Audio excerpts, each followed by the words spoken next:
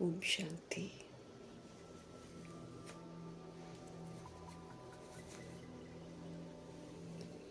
हम सभी निराकार आत्माएं हैं।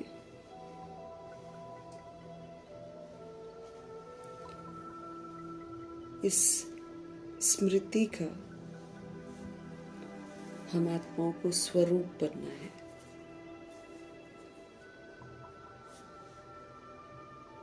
अर्थात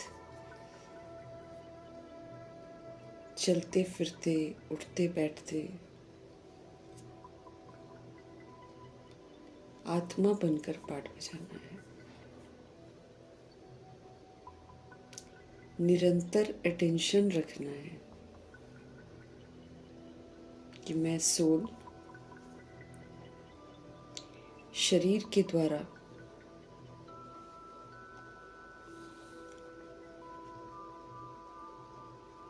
सारा पाठ बजाकर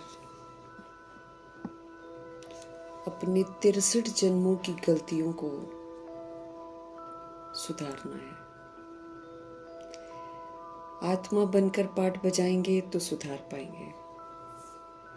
ये भी बाबा समझ देते हैं हमको बार बार। देह अभिमान का, देह के भान का अंश भी नहीं होना चाहिए हमारे अंदर। ऐसा पाठ हमको बजाना है।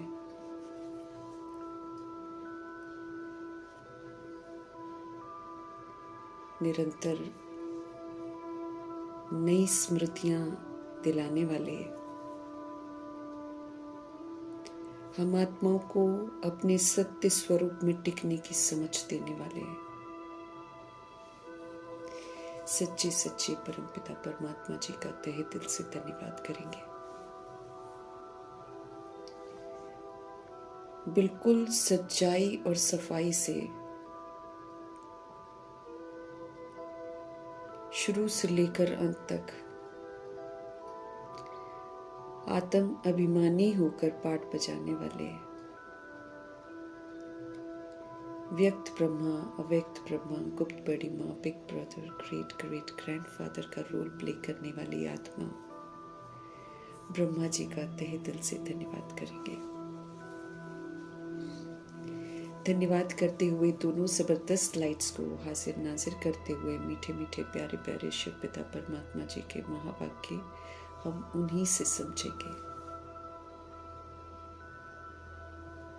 समझ की जो गहराइयां हमको मिलती हैं, वो समझ की जो किरणें हैं, वो पूरे वायुमंडल में फैले, पूरे तत्वों में फैले, पूरी प्रकृति में फैले। दिल से दुआ करेंगे उनकी समझ यूनिवर्स में मौजूद एक एक आत्मा तक पहुंचे। ये दिल से दुआ करेंगे उन आत्माओं तक पहुंचे जो इस समय वृद्ध शरीरों में हैं, लेकिन देह की दुनिया में, देह के संबंधों में फंसी पड़ी हैं। तमाम आत्माओं को स्मृति आए कि हमारा पिता परमात्मा है, हमारा सर्व संबंधी परमात्मा है। प्यार से सभी आत्माएं प्रभु की बन जाएं। दिल से दुआ करेंगे उन आत्माओं तक मीठे बाबा की समझ पहुंचे जो हमारे साथ नकारात्मकता से कनेक्टेड हैं, अर्थात जिनके साथ हमारे अच्छे संबंध नहीं रहे हैं। उन तमाम आत्माओं तक प्रभु जी की समझ पहुंचे ताकि उनका बुद्धि का योग हम आत्माओं से हट जाए, परमात्मा के साथ लग जाए। उन आत्माओं तक प्रभु जी की समझ पहुंचे जो हमारे साथ लौकिक में कनेक्टेड है। तमाम आत्माओं का बुद्धि का योग हम आत्माओं से हटे, सत्य परमात्मा के साथ लग जाए। मीठे मीठे प्यारे प्यारे शिव पिता परमात्मा जी की जो समझ है उन आत्माओं तक पहुंचे जो रोज शरीर छोड़ रहे हैं।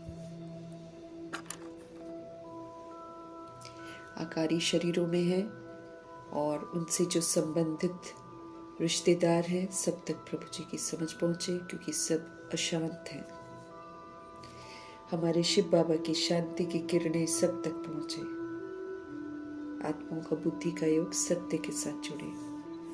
उन आत्माओं तक मीठे बाबा की समझ पहुंचे जो गर्भ जेल में प्रवेश कर चुके हैं। उन आत्माओं तक पहुंचे जो हॉस्पिटलों में पीड़ित हैं, घरों में पीड़ित अवस्था में हैं। सभी का बुद्धि का योग परमात्मा के साथ लगा रहे। मीठे बाबा की मीठी मुरली की समझ उन आत्माओं तक पहुंचे जो प्राकृतिक आपदाओं के शिकार हैं, जो हिंसाओं की शिकार हैं, दैहिक हिंसाओं की शिकार हैं, जो माया के प्रकोप में अलबेली हो गई हैं,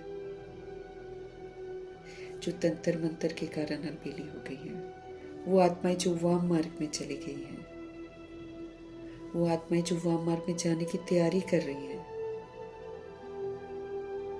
उन आत्माओं तक प्रभु जी की समझ पहुंचे जो कुमार कुमारियों के शरीरों में है, जो छोटे शरीरों में विराजमान आत्माएं हैं।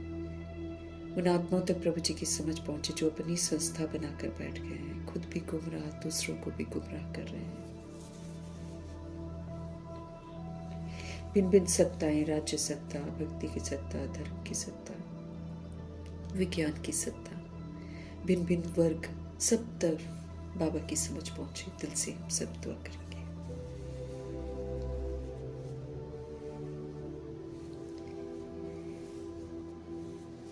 भिन्न भिन्न मठ पंथों में बटी हुई आत्माएं, जाति के नाम पर, भाषा के नाम पर, रंग रूप के नाम पर जो आत्माएं बटी हुई हैं, सभी तक प्रभु जी की समझ पहुंचे। दिल से दुआ करेंगे।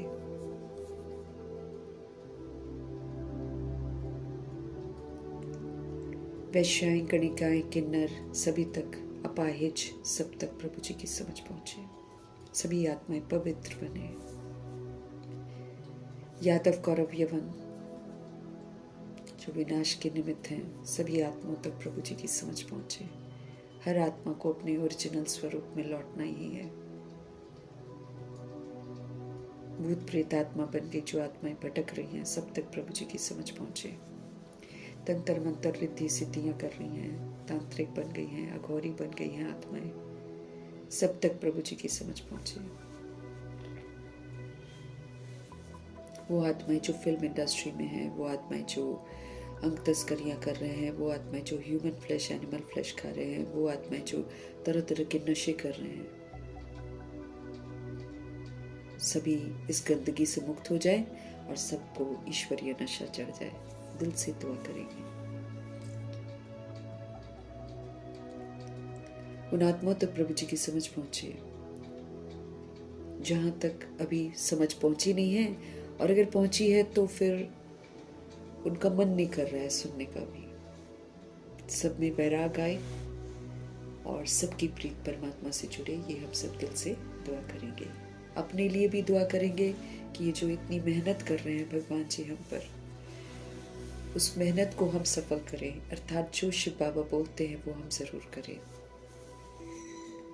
सारा दिन बाबा की कंपनी में रहें और सारा दिन उनको कंपेनियन बनाकर रहें।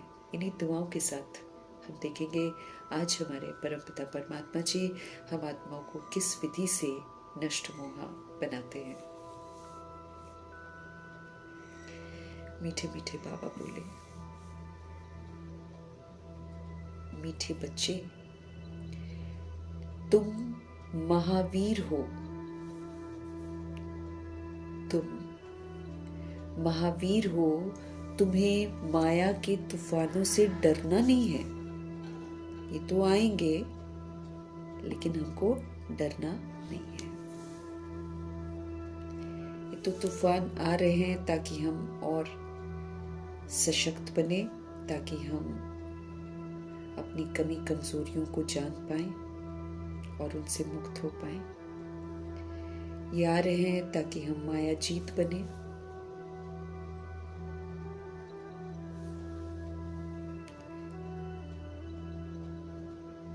ये आ रहे हैं ताकि हमें पता चले हम कहाँ कहाँ अभी भी कमजोर हैं।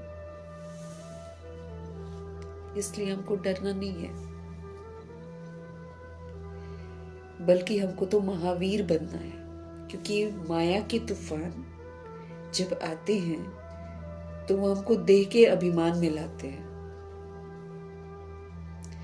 वो हमें कमी कमजोरियों को यूज करने के लिए मजबूर करते हैं। बाबा हम आत्माओं को कहते हैं कि महावीर बनना है, अर्थात कमी कमजोरियों को यूज नहीं करना है। बाबा का ये कहना है। तो बस जब तूफान आए, हमको दे अभिमान में लाने की कोशिश करें, हमको दे ही अभिमानी होकर रहना है। अर्थात आत्माएं आएंगी हमारे संबंध, क्योंकि माया कैसे आएगी? किसी न किसी व्यक्ति पर आकर हमारे यहाँ विघन रूप बनेगी। तो कोई भी सोल हमको हिला न सके, कोई भी चीज हमको डिस्टर्ब न कर सके, यही तो हम परीक्षा दे रहे हैं। क्योंकि हमको आत्म अभिमानी बनना है। आत्म अभिमानी आत्मा जो है वो प्रभाव मुक्त, लगाव मुक्त, दबाव मुक्त होगी, वो शक्तिशाली होगी। बस इसी का तो सबूत हमको देना है कि दुनिया की कोई भी ताकत, कोई भी बात हम आत्माओं को डिस्टर्ब ना करे। हम आत्माएं सशक्त रहें, हम आत्माएं अपनी स्वस्थिति में रहें और तूफानों को पार कर लें।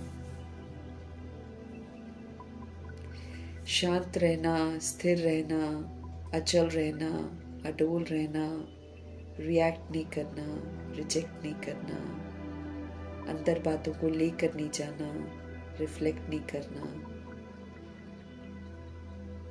शांत रहना, अपने स्वधर्म का सहयोग देना, स्मृति में रहना, स्मृति का सहयोग दूसरी सोल को देना।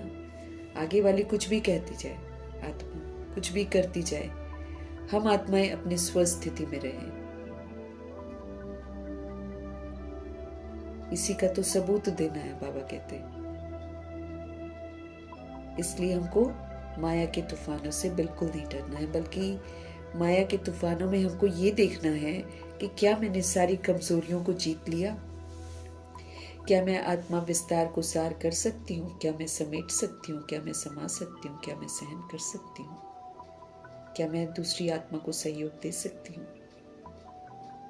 क्या मैं बुराइयों को नहीं यूज करने के लिए सामना करने की शक्ति यूज कर सकती हूँ? इसी को परखने के लिए तो तूफान आते हैं।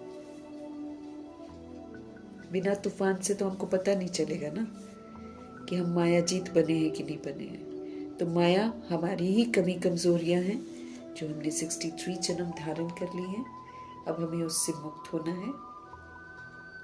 तो ये मायावी तूफान बार बार हमको वो कमी कमजोरियों को यूज करने के लिए उकसाएंगे, लेकिन हमको बस शांत रहना है। जो हमारा स्वधर्म है आत्मा का, जो हमारा स्वरूप है, उसका हमको पिलर बन जाना है। पिलर बनकर सबूत देना है कि हम आत्मा परमात्मा के बच्चे हैं। तो हमको डरना नहीं है, लेकिन हमको महावीर बनना है।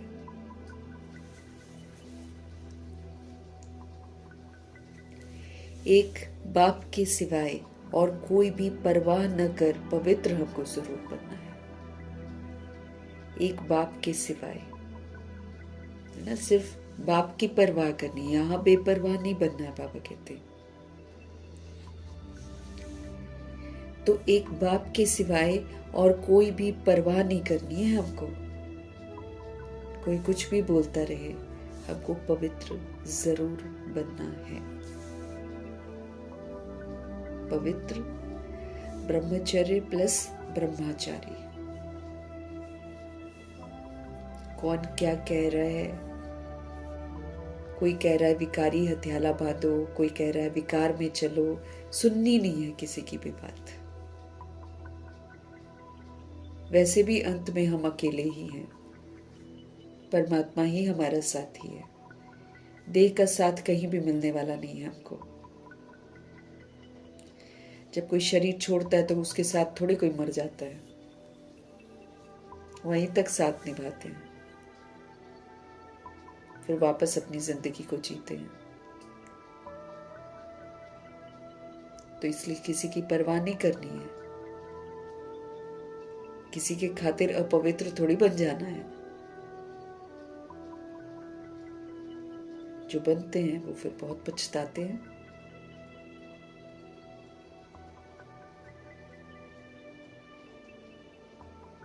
तो मीठे मीठे बाबा हम आत्माओं को समझ दे रहे हैं कि तुम महावीर हो, ये हम आत्माओं को टाइटल दे रहे हैं। अब ये जो महावीर है, ये जो महावीरता है, इसका सबूत देना है मुझे, तब ये टाइटल हमें मिलेगा। अब महावीर को साबित करने के लिए तूफान आएंगे। प्रैक्टिकल होता है यहाँ पर, पढ़ाई जो हम पढ़ते हैं उसके प्रैक्टिकल सिचुएशंस बनती हैं। उन प्रैक्टिकल सिचुएशंस में हम कितना विजयी रत्न बनते हैं, उसी के अनुसार हमको मार्क्स मिलते हैं, उसी के अनुसार टाइटल मिलते हैं, उसी के अनुसार मेडल मिलते हैं, स्कॉलरशिप मिलती है, सर्टिफिकेट मिलते हैं और पास विद ऑनर की डिग्री हमको मिलती है। तो तुम महावीर हो, तुम्हें माया के तूफानों से डरना नहीं है। एक बाप के सिवाय आपको और कोई भी परवाह न करके पवित्र तो जरूर बनना है। प्रश्न है, बच्चों में कौन सी हिम्मत बनी रहे तो बहुत ऊंच मर्तबा पा सकते हैं। सत्य के मार्ग पर हम चल रहे हैं, लेकिन हम चल कहाँ रहे हैं? कलयुग के दौर में। इसलिए हिम्मत तो जरूर रखनी है। वहां जहां हम बहुत सारी कमजोरियों को यूज कर चुके हैं, वहां उन कमजोरियों को खत्म करने की हिम्मत रखनी है। तो बाबा आज किस हिम्मत की जिक्र कर रहे हैं वो देखते हैं। बच्चों में कौन सी हिम्मत बनी रहे तो बहुत ऊंच मर्तबा पा सकते हैं। बाबा कह रहे हैं, श्रीमत पर चलकर पवित्र बनने की हिम्मत चाहिए। जो श्रीमत कहती है वो वाली पवित्रता, खाली यूं ही ब्रह्मचर्य रख के नहीं, श्रीमत पर। फिर हमारी सोच भी ब्रह्मचर्य है, हमारे बोल भी ब्रह्मचर्य है, हमारे कर्म भी ब्रह्मचर्य है, हमारी दृष्टि भी, हमारी वृत्ति भी, हमारी कृति भी, सब में ब्रह्मचर्य चाहिए।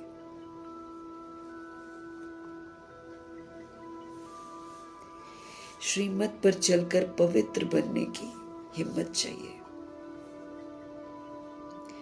भल कितने भी हंगामे हो, भल कितने भी सितम सहन करने पड़े, लेकिन बाप ने जो पवित्र बनने की श्रेष्ठ मत दी है हमें, उस पर निरंतर चलते रहो तो बहुत ऊंच मर्तबा पा सकते हो।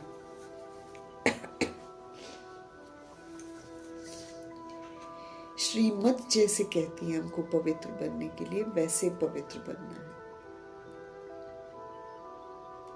संपूर्ण पवित्रता की किताब जो है वो दर्शाती है पूरे की पूरी पवित्रता को। उसी अनुसार पवित्रता को हमें धारण करना है। श्रीमत पर चलकर पवित्र बनने की हिम्मत रखनी है। भले कितने भी हंगामे क्यों ना हो जाए, भले कितने भी सितम क्यों ना सहन करने पड़े, लेकिन बाप ने जो पवित्र बनने की हमको श्रेष्ठ मत दे रखी है, उस पर हमें निरंतर चलते रहना है, तो बहुत ऊंच मर्तबा प्राप्त कर सकते हैं। किसी भी बात में हमें डरना नहीं है। कुछ भी होता है, नथिंग न्यू।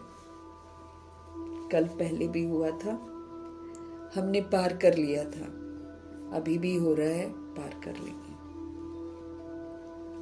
अटूट विश्वास, डरना नहीं है हमको किसी से भी, किसी भी बात में हमको डरना नहीं है। कोई धमकी दे, हम तुमको छोड़ देंगे, हम तुमको घर से बाहर निकाल देंगे, डरना नहीं है।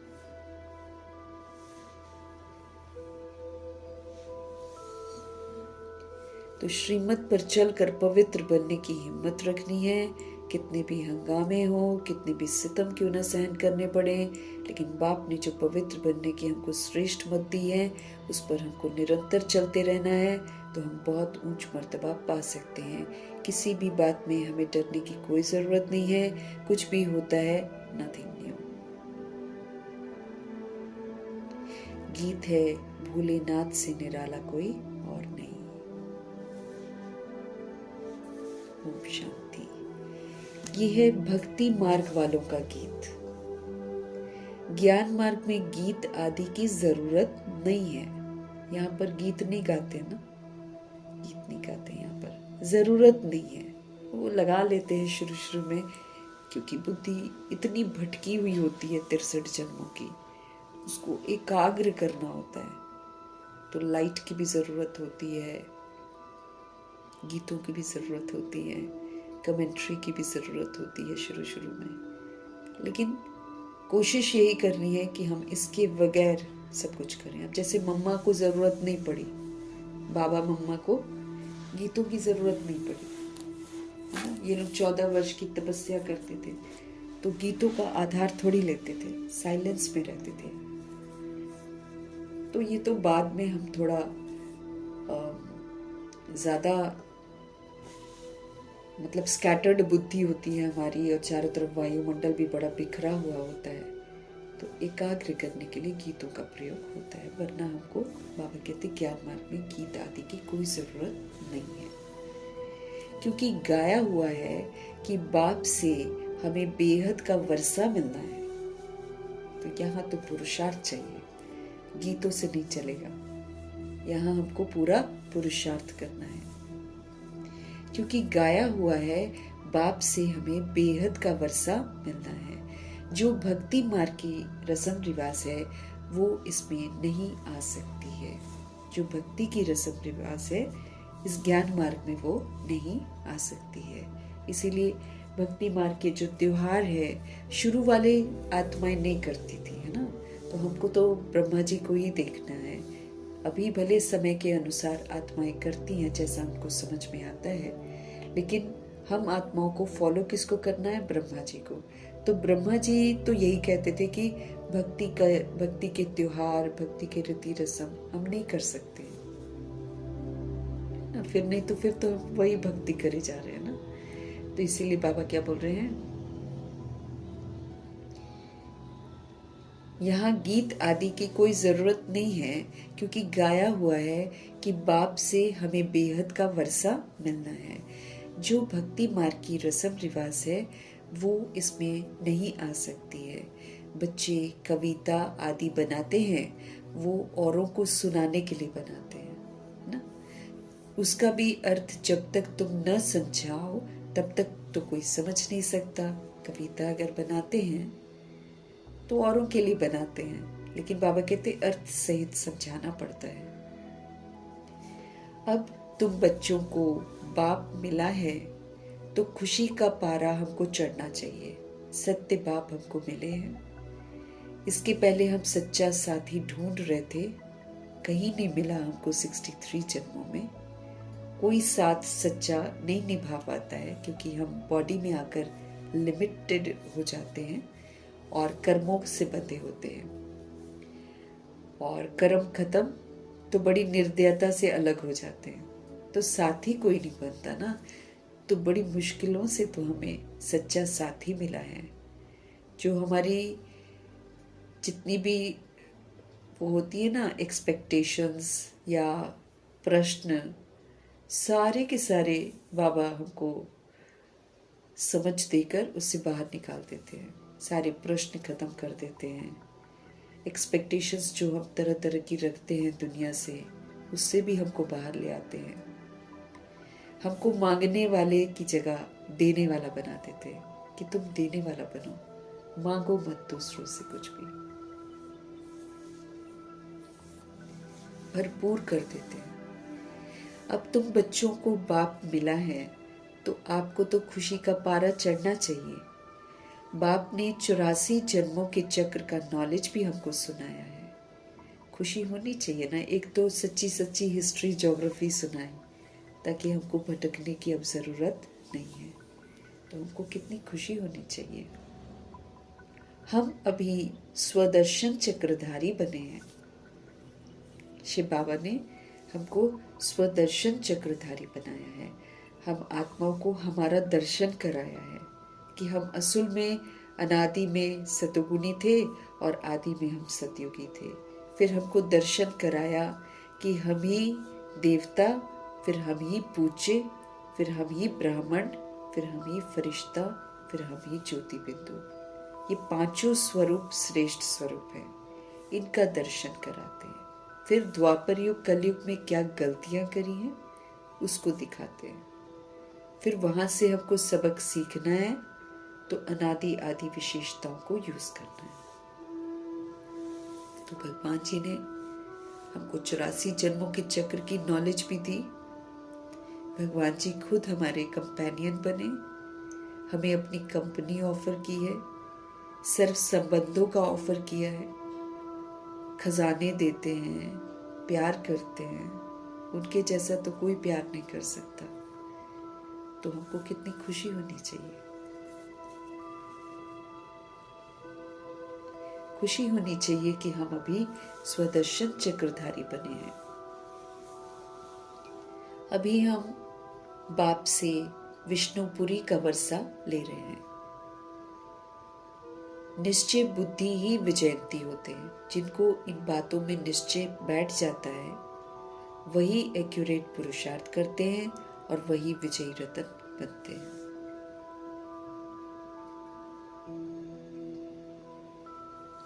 तो जिसको निश्चय होता है वो सतयुग में तो जाएंगे ही, है ना।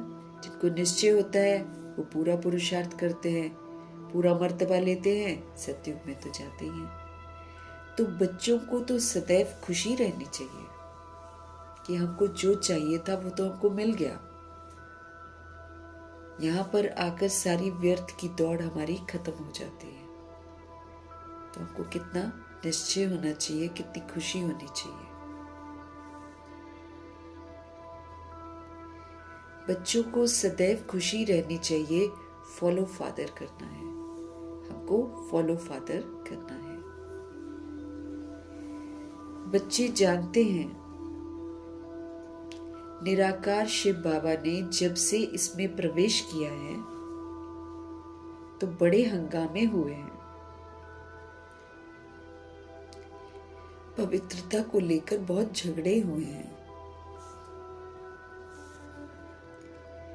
बच्चे बड़े होते कहेंगे जल्दी शादी करो। शादी बगैर काम कैसे चलेगा? कलयुग में तो यही वाला सीन हो गया ना। तो बच्चे आजकल बड़े होते हैं तो कहते हैं जल्दी हमारी शादी करो। शादी बगैर काम कैसे चलेगा?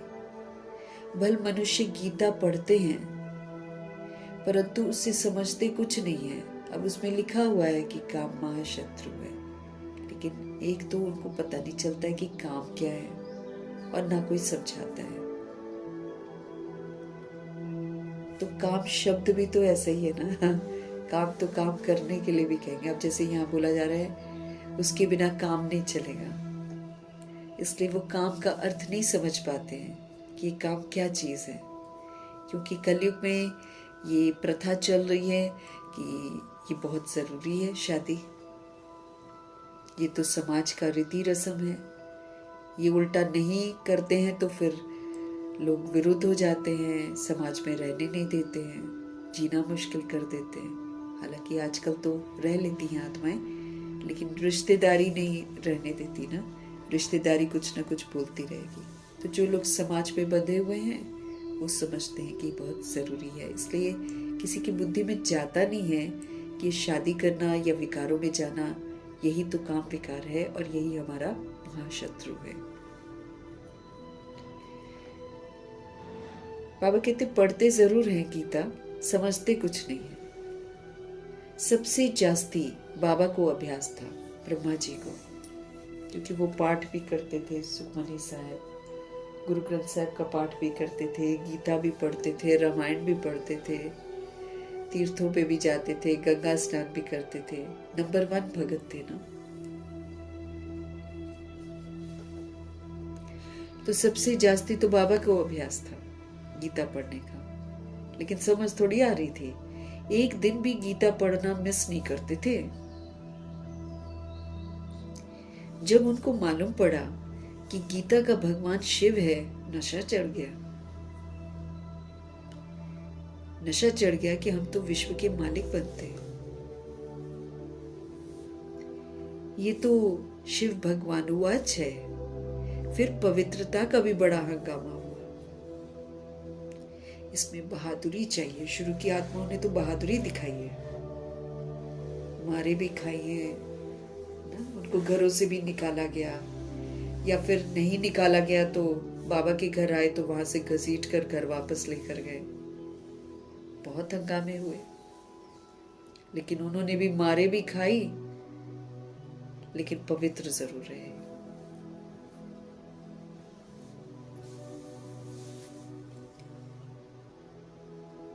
तो पवित्रता का भी बड़ा हंगामा हुआ। इसमें बहादुरी चाहिए ना। तुम हो ही महावीर महावीरियां, सिवाय एक के और कोई की परवाह नहीं होनी चाहिए। अब हमको सिवाय एक के, भगवान लोग क्या कहते हैं उसको छोड़ देना है, भगवान क्या कहते हैं उसको देखना है। कोई भी कर्म करके कोई गलत कर्म नहीं करना है। इस बात का हमको रहना चाहिए कि भगवान क्या कहेंगे अगर हम ऐसा करेंगे तो। इतना हमको शिव बाबा की परवाह करनी है। लोग क्या कहते हैं उससे हमको कोई भी मतलब नहीं होना चाहिए। लोग क्या, लोग तो विस्मृत है। लोग थोड़ी जान रहे हैं कि पाप है ये। हमको तो समझ मिली है कि ये पाप है, तो फिर अब हमको तो समझदार बनना है ना कि बेसमझ के साथ हम भी बेसमझ हो जाएं।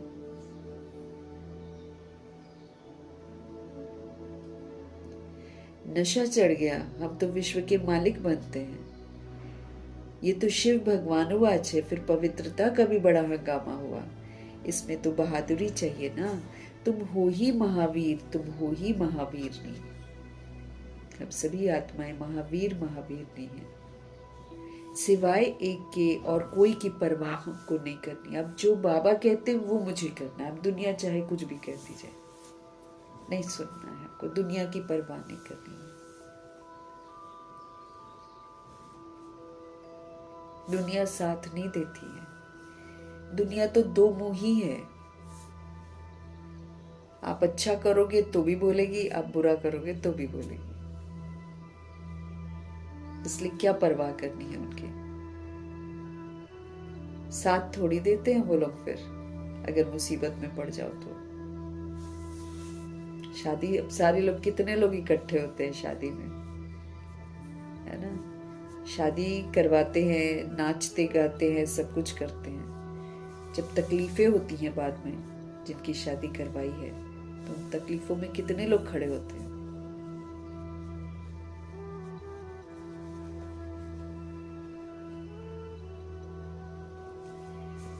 सिवाय एक परमात्मा के अब हमें और किसी की परवाह नहीं करनी है।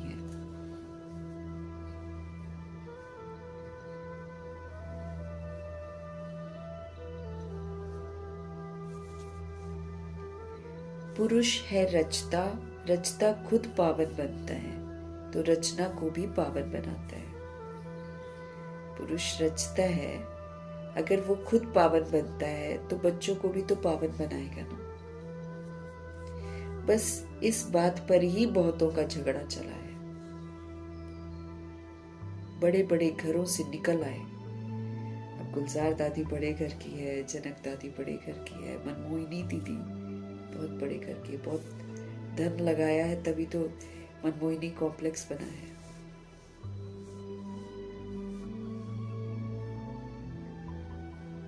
सब बड़े बड़े घर के थे। कुछ लोग थे गरीब, लेकिन मोस्टली सिंधी फैमिली सारे अमीर अमीर घरों के थे। ब्रह्मा जी को ही देख लो।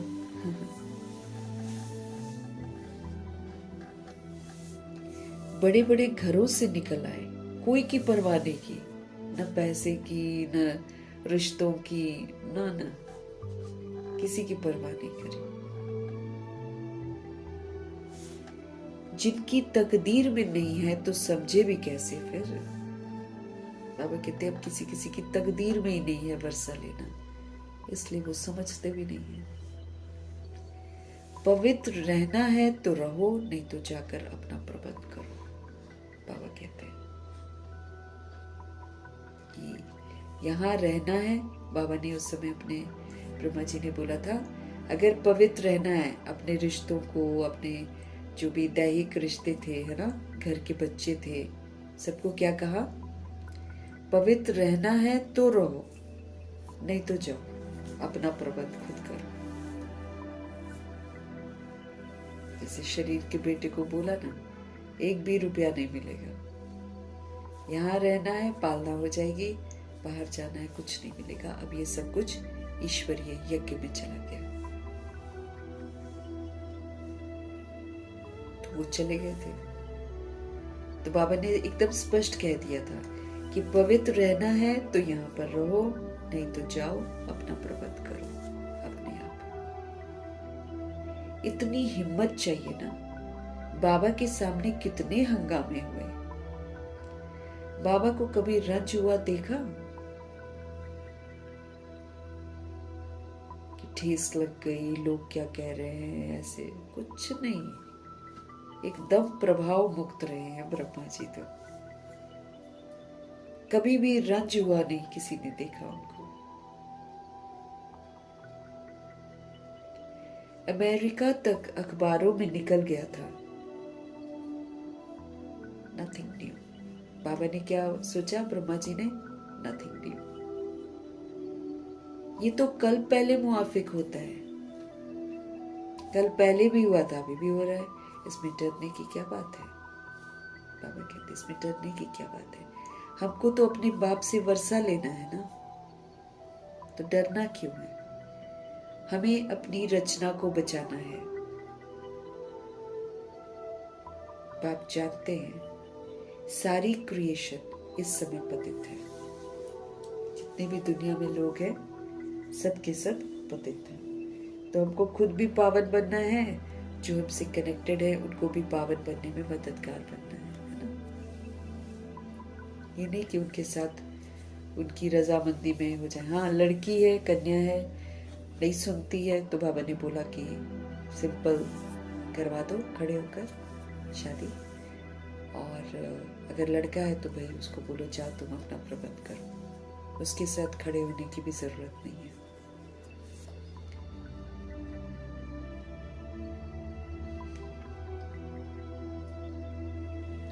तो हमको रचना को जरूर बचाने की कोशिश करनी है। बाप जानते हैं सारी क्रिएशन इस समय पतित है, मुझे ही सबको पावन बनाना है।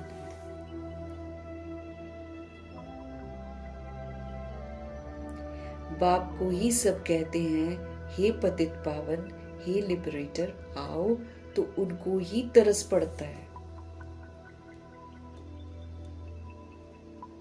अब नंबर 1 भगत जैसे ब्रह्मा जी,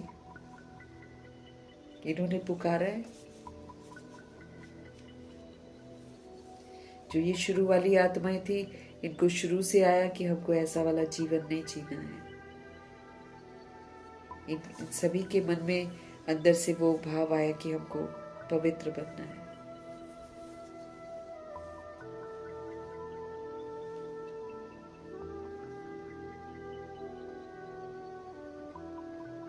रहम दिल है ना हमारा शिव बाबा। तो बाप समझाते हैं, बच्चे कोई भी बात में डरो मत। वो क्या कहेंगे, वो क्या कहेंगे, डरना नहीं है। शरीर के माँ बाप जबरदस्ती करते हैं तो निकल जाओ।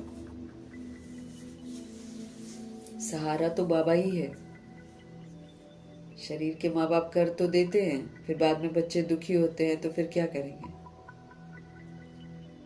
तो उससे पहले ही विरुद्ध हो जाओ, एक ना एक दिन मान ही जाएंगे। तो बाबा कहते डरना नहीं है। डरने से इतना ऊंच मर्तबा थोड़ी मिलेगा। माताओं पर ही तो अत्याचार होते हैं। ये भी निशानी है। द्रौपदी को ना उसका चीरहरण करते हैं, द्रौपदी का चीरहरण करते हैं सभा में। जुआ खेलते हैं और जब हार जाते हैं तो फिर द्रौपदी को भी दांव पे लगाते हैं। द्रौपदी कोई भी आत्मा को बाबा बोलते हैं, सभी द्रौपदियां हैं। आत्माएं सीता भी है, आत्माएं द्रौपदियां भी है और आत्माएं पार्वतियां भी है। जब वो चिल्लाती है कि मुझे पवित्र रहना है, मुझे बचाओ, तब वो द्रौपदी है।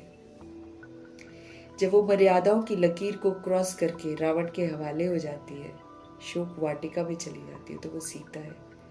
और जब वो अमर कथा सुनती है तो वो पार्वती है। एक ही सोल जो है वो पार्वती भी है, द्रौपदी भी है और सीता भी है। इसमें मेल फीमेल नहीं दिखते। तो द्रौपदियां सभी हैं। अब द्रौपदी के 5 पति दिखाते हैं। एक्चुअली क्या है, 63 जन्म हम लेते हैं, है ना। 2 जन्म स्त्री, 2 जन्म पुरुष, ऐसे करके लेते हैं, क्योंकि हिसाब किताब इसी विधि से सेटल होता है। बॉडी हम 2 मेल बॉडी, 2 फीमेल बॉडी, ऐसे करके लेते हैं। अब लेते लेते पतित बनते बनते द्रौपदी ही तो है। अब उसमें 5 पति दिखाते हैं, या 63 जन्मों में कितने पति हो जाएंगे या कितनी पत्नियां हो जाएंगी।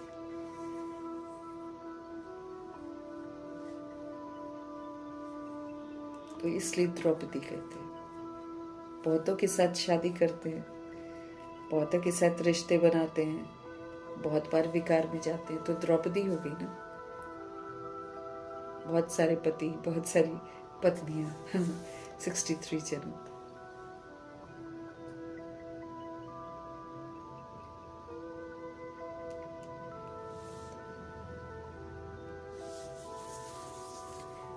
जब चीर हरण होता है तो वो चिल्लाती है, नाटक में जैसे दिखाती है। तो यहाँ पर वो आत्माएं जो सूर्यवंशी घराने की होती है ना, उनमें आ जाता है कि मुझे पवित्र बनना, मुझे पवित्र बनना।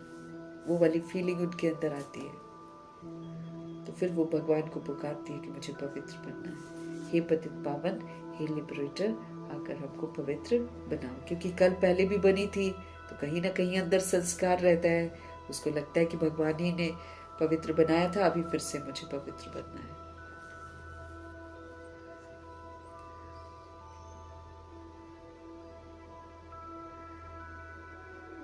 तो उसमें दिखाते हैं कि कृष्ण ने साड़ी देनी शुरू करी। उसने कृष्ण को पुकारा, उसमें दिखाया कि कृष्ण ने साड़ियां दी। कितनी साड़ियां दी? 21। 1 साड़ी, फिर 2 साड़ी, साथ साथ कैसे कैसे दिखा देते हैं ना, 21 साड़ियां। लेकिन असल में क्या हुआ था कि द्रौपदी, आत्मा रूपी द्रौपदी जब पवित्र बनना चाहती है, भगवान को पुकारती है, तो भगवान आते हैं, क्योंकि वो पवित्रता के सागर हैं। और जो सोल उनकी छत्र छाया में आकर उनके कहे अनुसार पवित्र बनती है, तो उसको 21 जन्मों के लिए, है ना, पवित्रता का वरदान दे देते हैं। 21 जन्म कोई भी उसके साथ दुष्कर्म नहीं होता है या गंदे काम नहीं करते हैं। अभी तो नहीं मालूम है, इसलिए गंदे काम करते हैं।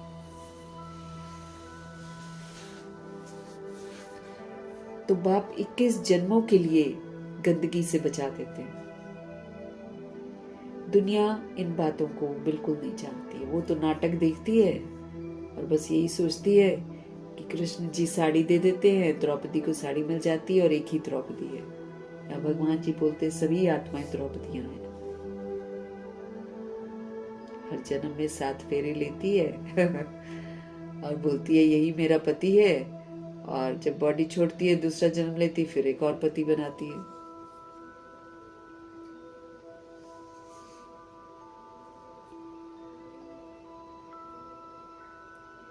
दुनिया इन बातों को बिल्कुल नहीं जानती है। पतित तमो प्रधान पुरानी सृष्टि भी तो बननी है ना। दुनिया हमेशा नई थोड़ी रहेगी, इसलिए पतित तमो प्रधान पुरानी सृष्टि भी बननी ही है। हर चीज नई से फिर पुरानी जरूर होनी है। पुराने घर को छोड़ना ही तो पड़ता है, पुराने घर को छोड़ना पड़ता है ना। तो नई दुनिया गोल्डन एज, पुरानी दुनिया आयरन एज।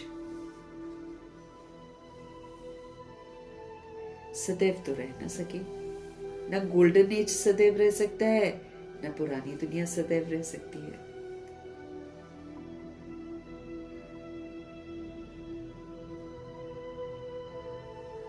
तुम बच्चे जानते हो ये सृष्टि चक्र है। तुम बच्चे जानते हो ये सृष्टि चक्र है। देवी देवताओं के राज्य की फिर से स्थापना हो रही है। ये पूरा सृष्टि चक्र है, ड्रामा है। देवी देवताओं के राज्य की फिर से स्थापना हो रही है। बाप भी कहते हैं फिर से तुमको गीता ज्ञान सुनाता हूं। बाप क्या कहते हैं? बाप भी कहते हैं फिर से तुमको गीता ज्ञान सुनाता हूं। यहाँ रावण राज्य में दुख है। राम राज्य किसको कहा जाता है? कोई भी नहीं समझता है। ये तो राम मंदिर बना दिया, मूर्ति रख दी और दे अभिमान में मनुष्य कह रहा है हमने राम राज्य स्थापन कर दिया।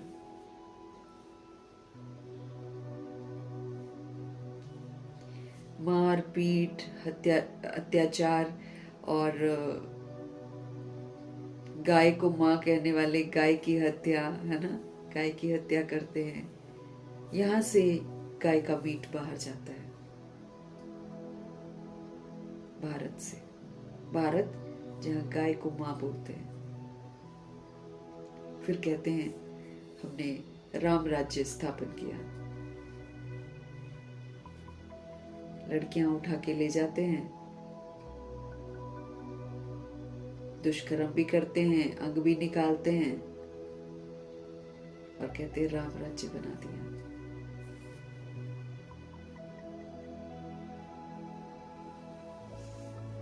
रावण राज्य में राम राज्य बना रहे हैं। ये तो सिर्फ भगवान ही बना सकते हैं। तो भगवान को निराकार राम भी कहा जाता है, लेकिन कंफ्यूज हो गए हैं।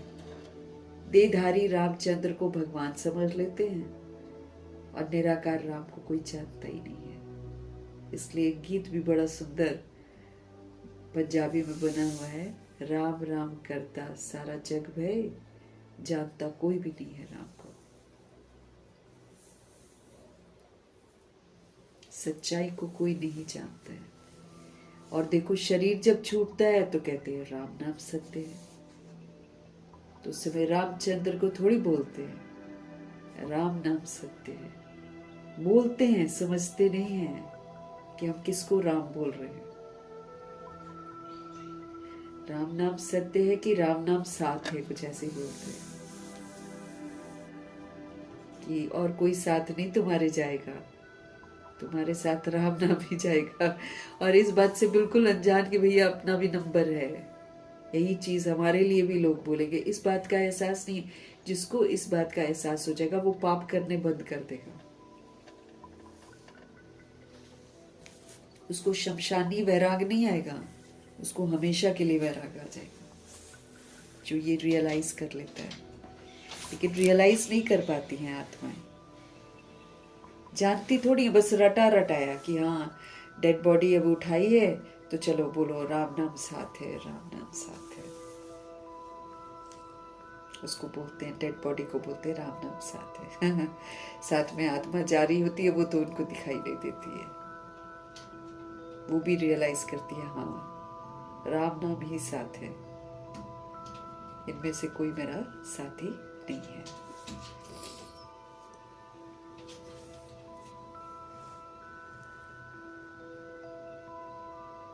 दुनिया कुछ नहीं जानती, बस रटा रटाया एक दूसरे को देखकर बोलते रहते हैं।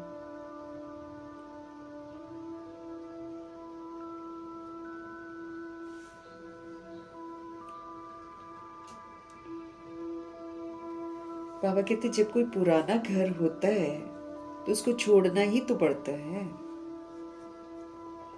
हर चीज नई से पुरानी जरूर होती है। तो अगर सतयुगी दुनिया है तो वो सतयुग हमेशा थोड़ी रहता है।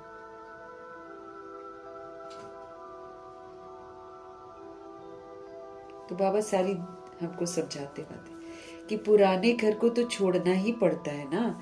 नई दुनिया गोल्डन एज और पुरानी दुनिया आयरन एज कहलाती है। इस समय सब पत्थर बुद्धि हो जाते हैं, लेकिन दोनों में से कोई भी दुनिया हमेशा नहीं रहती है। अगर नरक है तो उसकी समाप्ति जरूर है।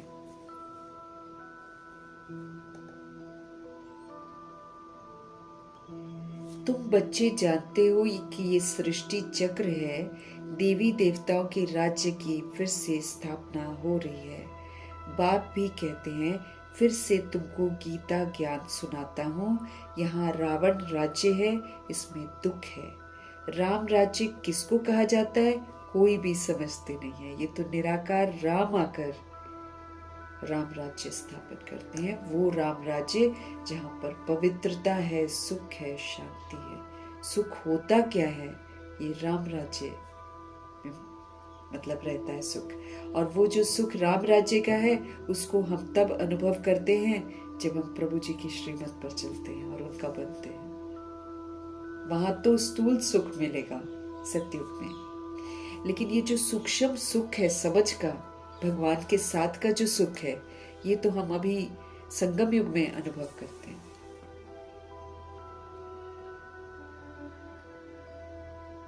अभी अनुभव करते हैं कि राम राज्य क्या होता है।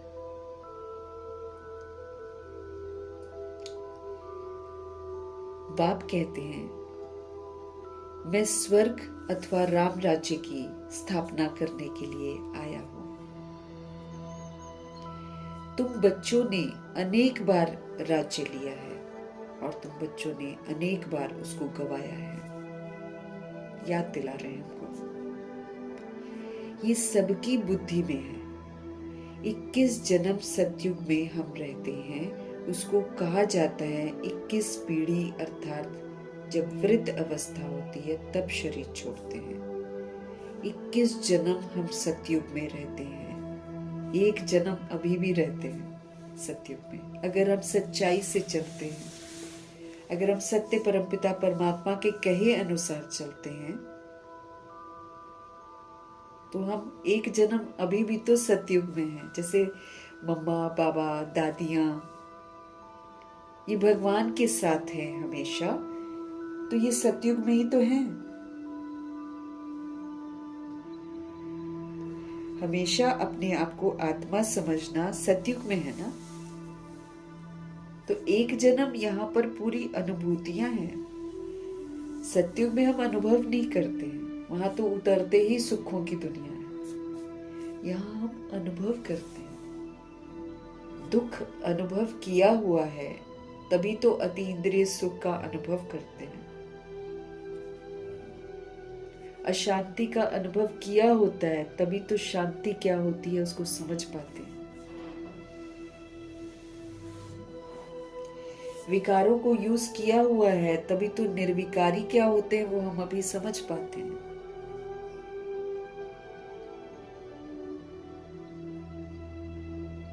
इसीलिए 21 जन्म बोलते हैं।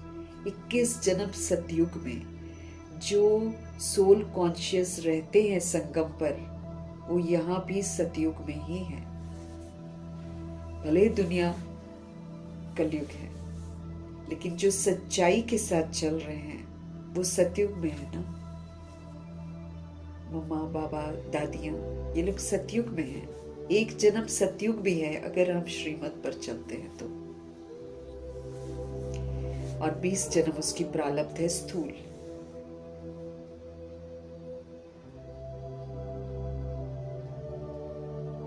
ये सबकी बुद्धि में है।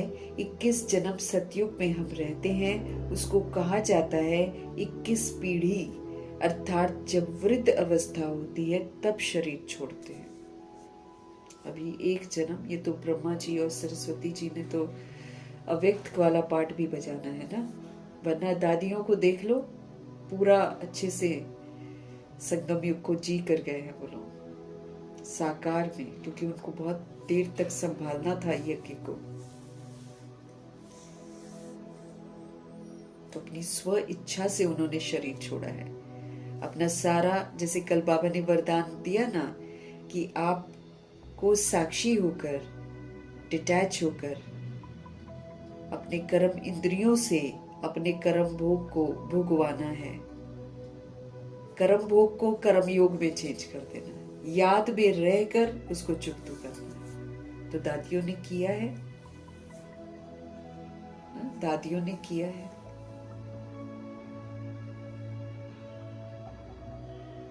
जब उन्होंने श्रीमत पर चलकर पावरफुल बनकर किया, बाबा ने फिर उनको दर्द नहीं होने दी।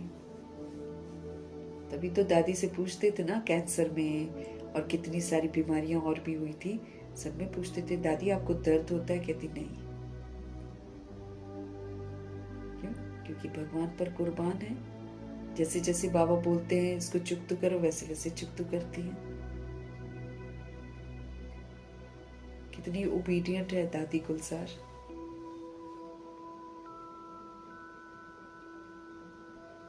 भगवान ने कहा चुप रहना है तो चुप रहती थी।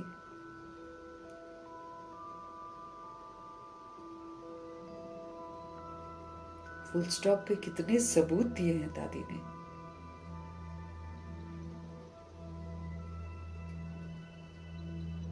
तो जितना उनके पास रोग आया वो तो विचलित हो जाए। प्रकाशमणि दादी एंड में कितनी सारी बॉडी में प्रॉब्लम्स हो गई थी। जब घनी प्रॉब्लम्स हो गई और वो साक्षी होकर चुप तो करा रही थी, तो 2 दिन पहले ही बाबा अपने वतन में ले गए उनको। बॉडी यहाँ पड़ी है और वो साक्षी होकर उसको भुगवा रही है। बाकी जो सोल को फीलिंग आएगा दर्द का, वो होगा नहीं, क्योंकि बाबा ने उनको वतन में बुला लिया। दादी गुलजार को 2 महीने पहले ही वतन में बुला लिया। बॉडी यहाँ पड़ी है।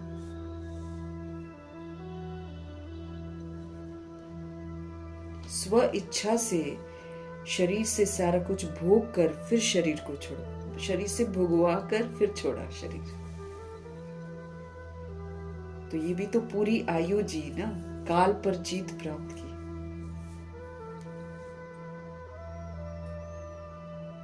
जनक दादी 74 में पत्री कह रही है कि बॉडी खत्म हो जाएगी, और उन्होंने 2000 तक चलाई अपनी बॉडी। नहीं 2000 क्या, 2020 तक।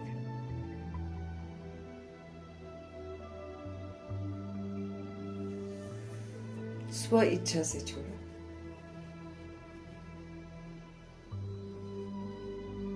दादी गुलजार ने 21 में छोड़ा।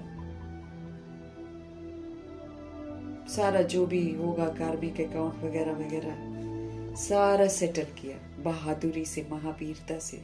ऐसे हमको भी तो महावीर बनना है। यहाँ तो एक टेस्ट होएगा तो कितना डर जाते हैं। उनकी लाइफ को देखो। बुझाल है, एक बार भी बाबा को कहा हो कि हमें क्यों कष्ट हुआ या हमें ठीक कर दो ना, एक बार भी नहीं बोला कि हमको ठीक कर दो। हाँ। वो किया जो भगवान ने कहा, फिर भगवान ने वो किया जो उनके लिए जरूरी था।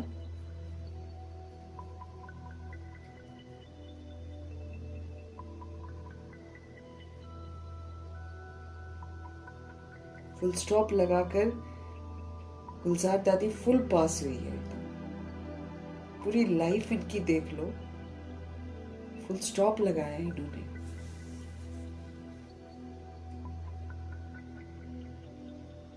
इसलिए इनकी लाइफ जरूर पढ़नी चाहिए। बहुत सारी इंस्पिरेशन मिलती है, क्योंकि इन आत्माओं ने प्रैक्टिकल में करके दिखाया है।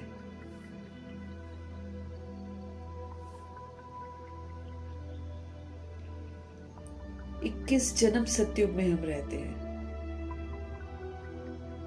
उसको कहा जाता है 21 पीढ़ी, अर्थात जब वृद्ध अवस्था होती है तब शरीर छोड़ते हैं।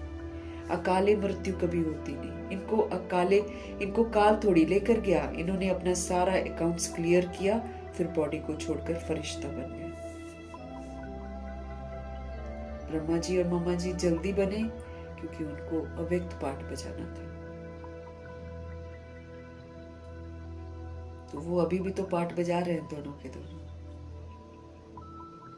बाकी ये अष्ट रत्न पहुंच गए हैं फरिश्ते बनकर।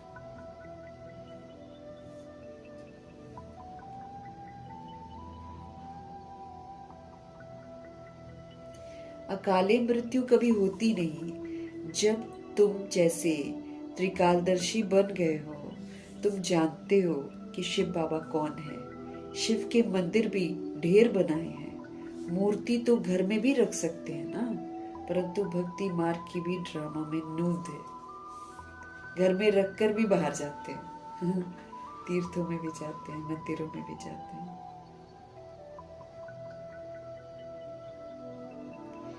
बुद्धि से काम लिया जाए। श्री कृष्ण की अथवा शिव की मूर्ति घर में भी रख सकते हैं। चीज तो एक ही है, फिर इतना दूर दूर क्यों जाते हैं? क्या उनके पास जाने से श्री कृष्णपुरी का वर्षा मिलेगा? बाबा पूछ रहे हैं। अभी तुम जानते हो जन्म जन्मांतर हम भक्ति करते आए हैं। रावण राज्य का भी भक्का देखो कितना है, दिखावा भक्का कितना है।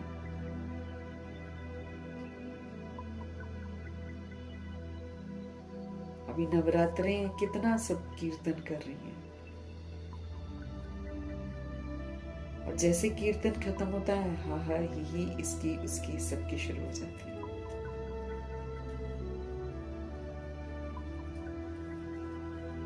भपका है, दिखावा, बस बाहरी दिखावा।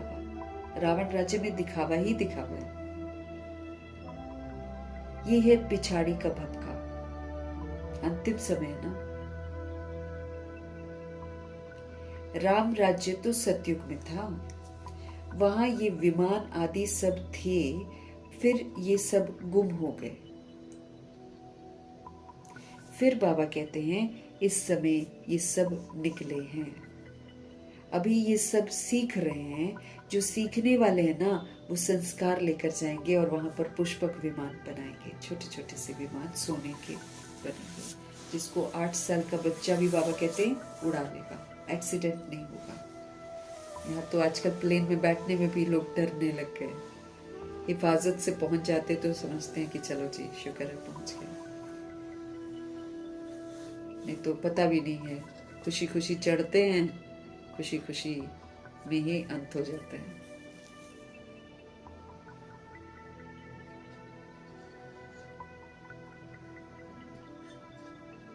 तो जो कला सीखते ना एरोप्लेन बनाने की, है ना, वो सब यहाँ से सीख कर संस्कार लेकर जाएंगे, फिर वहां पर पुष्पक विमान बनाएंगे, वहां आकर फिर विमान बनाएंगे। ये भविष्य में तुमको सुख देने वाली चीजें हैं। ये साइंस फिर तुमको काम आएगी। जो आज की साइंस है, एडवांस टेक्नोलॉजी जो है, ये वहां पर काम आएगी, लेकिन हिंसात्मक नहीं होगी, वहां पर सुख देगी। यहाँ पर लोग इसको हिंसा के लिए यूज करते हैं। अभी जो ये साइंस है, ये दुख देने के लिए है, फिर वहां सुख के लिए होगी। अभी स्थापना हो रही है। बाप नई दुनिया के लिए राजधानी स्थापन करते हैं, तो तुम बच्चों को महावीर बनना है। दुनिया में ये थोड़ी कोई जानते हैं कि भगवान आया हुआ है, किसी को थोड़ी पता है। हम भी बताएंगे तो तब पता चलेगा जब हमारे अंदर में भगवान की सिखाई हुई शिक्षाएं आचरण में नेचुरल हो जाएंगी। तब हमको बोलने का जरूरत नहीं पड़ेगा कि हमको भगवान पढ़ाते। वो खुद ही पूछेंगे कि तुमको पढ़ाता कौन है, तुमको ऐसा बनाता कौन है। तो इसलिए दुनिया में कोई नहीं जानते हैं कि प्रभु जी आए हुए हैं।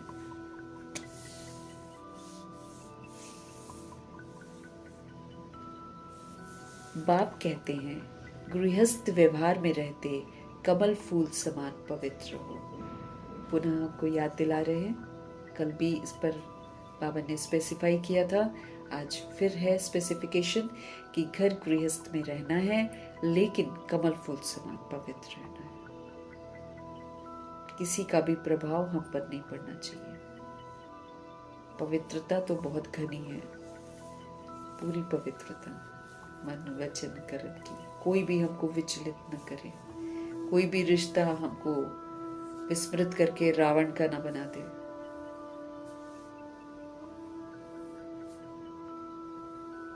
इसमें डरने की कोई बात नहीं है। करके गाली देंगे ना, गाली तो इनको भी बहुत मिली है, ब्रह्मा जी को भी बहुत मिली है। श्री कृष्ण ने गाली खाई ऐसा दिखाते हैं। अब श्री कृष्ण तो गाली खा ही नहीं सकता, वो तो सतो प्रधान है, वहां तो किसी को गाली आती नहीं होगी। हाँ, जहाँ श्री कृष्ण जी आएंगे वहां थोड़ी कोई गाली देता होगा, ये तो कलयुग में देते हैं गालियां।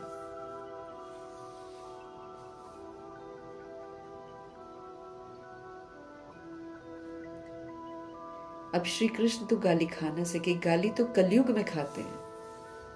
अब है बात बात में गालियां।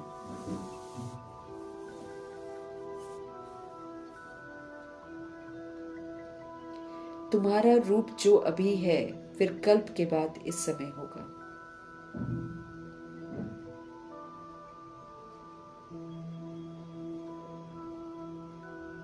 पांच 5000 वर्ष बाद यही वाला रूप होगा।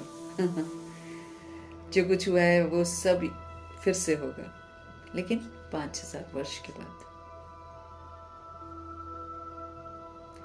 फिर कल्प के बाद इस समय होगा, बीच में कभी हो ना सके, फिर तो चेंज होता रहेगा। जन्म बाई जन्म हमारे फीचर्स बदलते जाते हैं। ये ड्रामा बना हुआ है, हमने बनाया हुआ है। 84 जन्मों में जो फीचर्स वाले जन्म लिए हैं वही हम लेंगे। अब ये 84वां जो जन्म है मरजीवा, इसमें हम जितना जितना अलौकिक बनते जाएंगे उतना उतना हमारे फीचर्स अलौकिक बन जाएंगे। जितना अलौकिक पना यूज करेंगे उतना अलौकिक रहेगा। तो सारे फीचर्स बदलते हैं हमारे। ये ड्रामा बना हुआ है। 84 जन्म में जो फीचर्स वाले जन्म लिए हैं ना वही लेंगे। अब तुम जानते हो यही फीचर्स बदल दूसरे जन्म में लक्ष्मी नारायण के फीचर्स हो जाएंगे। अब तुम जानते हो यही फीचर्स बदलकर दूसरे जन्म में ये लक्ष्मी नारायण के फीचर्स हो जाएंगे। तुम्हारी बुद्धि का अब तालाब खुला हुआ है। ये है नई बात।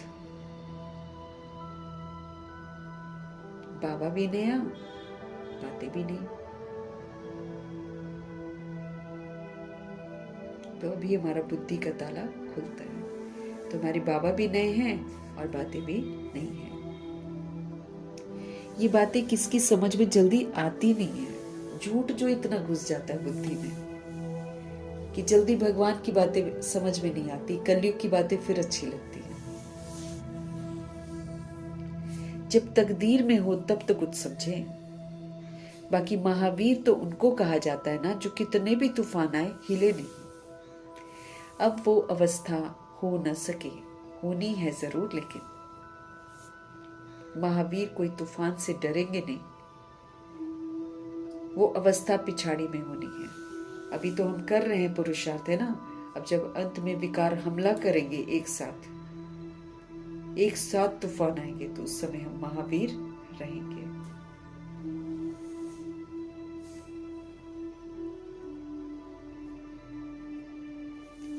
महावीर कोई तूफान से डरेंगे नहीं। वो अवस्था पिछाड़ी में होनी है।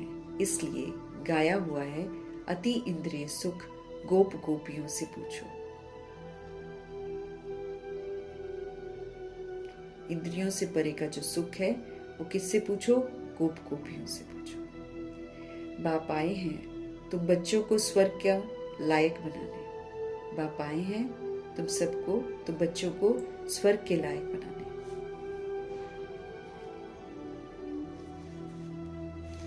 कल पहले मिसल नरक का विनाश तो होना ही है।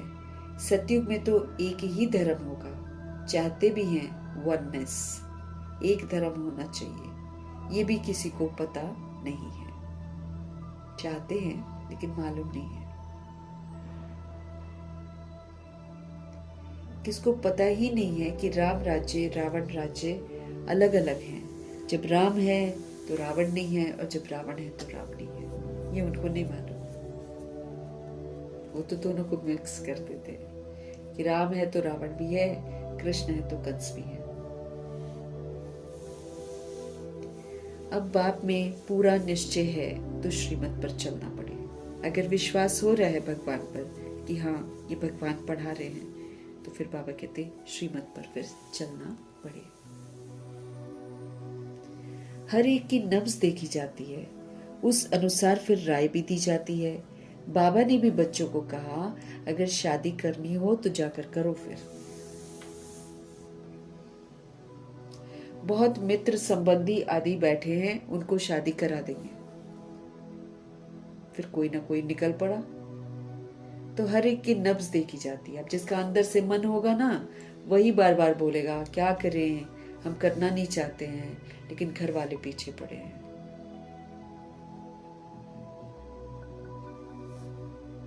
क्योंकि जिसको पवित्र बनना होगा वो शुरू की आत्माओं को देख लो, मार भी खा ली, घर भी छोड़ दिया, लेकिन पवित्र रहना ही रहना है। तो जिनको रहना होता है अंदर से, वो कभी भी नहीं बोलेंगे कि माँ बाप कराना चाहते हैं या वो कराना चाहते हैं। वो एकदम अडिग रहेंगे कि मुझे पवित्र बनना ही है, इसकी अंदर से चाहना होगी। इसलिए बाबा नब्ज देखते हैं, जिसका अंदर से मन होता है बाबा फिर बोलते हैं जाओ, अगर शादी करनी है ना तो जाकर करो। बहुत मित्र संबंधी आदि बैठे हैं, करा देंगे, क्योंकि सब तो कराने वाले ही हैं। उनको शादी करा देंगे, फिर कोई ना कोई निकल पड़ा। तो हर एक की नब्ज देखी जाती है। पूछते हैं बाबा ये हालत है, हम पवित्र रहना चाहते हैं, हमारे संबंधी हमको घर से निकालते हैं, अब क्या करना है? बाबा कहते हैं अरे ये भी पूछते हो कि पवित्र रहना है, अगर नहीं रह सकते हो तो जाकर शादी करो। पूछते क्यों हो बाबा से? जो पूछता है वो करना चाहता है। क्या करे बाबा, हम क्या करें? अरे भाई पवित्र रहने का फरमान मिला है, पवित्र रहो, पूछते क्यों हो? जो पूछता है उसका अपना अंदर से मन है करने का।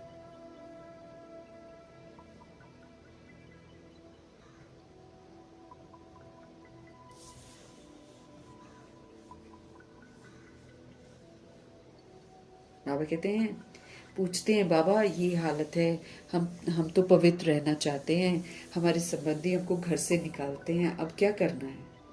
तो बाबा भी फिर जवाब देते हैं, अरे ये भी पूछते हो कि पवित्र रहना है, अगर नहीं रह सकते हो तो जाकर शादी कर लो। अच्छा, समझो किसकी सगाई हुई है, राजी करना है, हर्जा नहीं है। हथियाला जब बांधते हैं तो उस समय कहते हैं ना कि पति तुम्हारा गुरु है।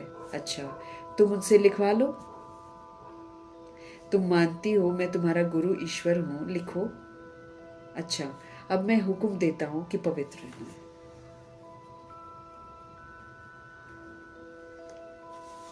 जैसे सिस्टर शिवानी है, उनकी शादी तय ही तो हो गई थी। वो पहले तो नहीं थी इंटरेस्टेड, हालांकि उनकी शरीर की मां चलती थी, ज्ञान में नहीं थी इंटरेस्टेड वो। उसकी भी परीक्षा कैसे हुई देखो, तय कर ली शादी, अरेंजमेंट वगैरह सब कुछ हो गया कि करनी है, जान पहचान से थी। लेकिन कहीं उसके मन में आया कि ये जो ये लोग बताते हैं मधुबन में, मधुबन गई थी वो, तो वहां पर उन्होंने बोला कि भगवान आए हुए हैं वगैरह वगैरह। तो साइंस की स्टूडेंट थी, तर्क तो आता ही था ना उनको। पता नहीं उनके दिमाग में आया ख्याल कि अगर भगवान सच में आए हुए होंगे तो। इस चक्कर में उसने कोर्स अच्छे से किया, और समझाने वाले ने भी साइंस का एग्जाम्पल ले लेकर साइंटिफिक तरीके से समझाया। उनकी बुद्धि में बैठ गया। आकर उन्होंने बोला कि मुझे नहीं करनी, मुझे शादी नहीं करनी। अब बात तो सारी फिक्स हो गई थी, तो युगल ने उनको समझाया कि जो है तय है वो होने दो, बाद में तुमको जैसे जीना है तुम जी सकते हो, प्योरिटी जीना है तो प्योरिटी में जियो। लेकिन ये जो सब कुछ हो गया है अरेंजमेंट, इसको नहीं खराब करो। आज तक वो बोलती है ना, सभा में बोलती है कि बहुत सहयोगी है वो आत्मा। देखो कितना प्योरिटी से रही है सिस्टर शिवानी। तो बाबा भी यहाँ पर क्या समझा रहे हैं, यही तो समझा रहे हैं। समझो किसी की सगाई हो गई और उसके बाद उसने क्लास करी, उसके बाद उसको समझ में आया, है ना? समझो किसकी सगाई हुई है और राजी करना है, बाबा कहते कोई हर्जा नहीं, कोई हर्जा नहीं है कि अब सगाई मत तोड़ो, ठीक है ना। हथियाला जब बांधते हैं तो उस समय कहते हैं कि ये पति जो है ये तुम्हारा गुरु है। तो बाबा कहते तुम उससे लिखवा लो। यहां तो मेल की बात कर रहे हैं, तो बाबा कह रहे हैं वो मेल को बोलो कि तुम मानती हो ना कि मैं तुम्हारा गुरु ईश्वर हूं। तो बोलेगी हाँ। तो बाबा कहते उसको बोलो कि यहाँ लिखो। फिर अच्छा लिखने के बाद फिर बोलो कि जब मैं गुरु ईश्वर हूं ना, तो अब मैं तुमको हुक्म देता हूं कि पवित्र रहना है। हिम्मत चाहिए, हिम्मत चाहिए ना।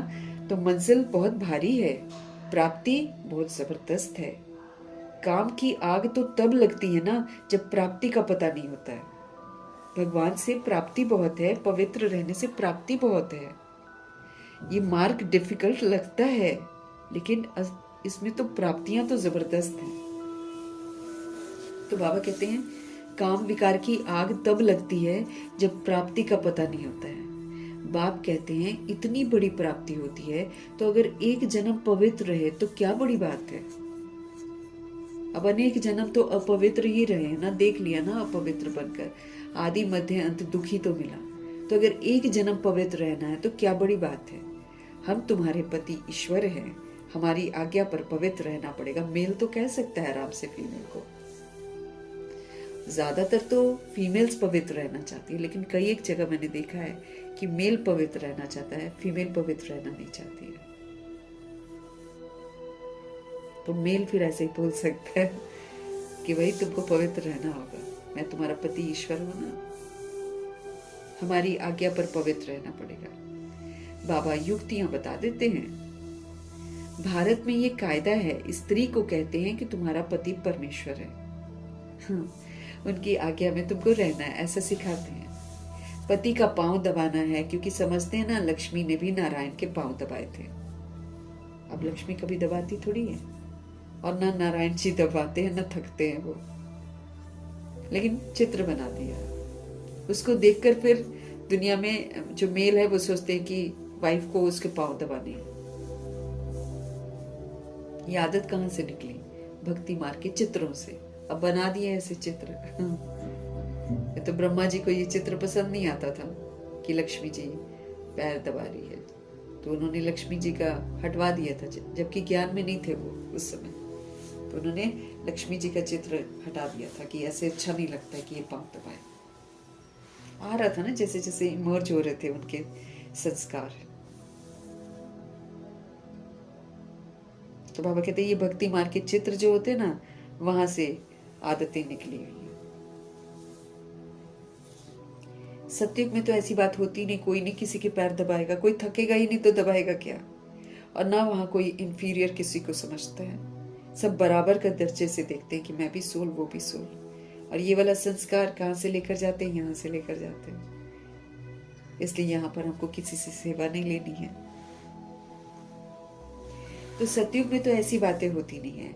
नारायण कभी कोई थकता है क्या जो लक्ष्मी पांव दबाएगी?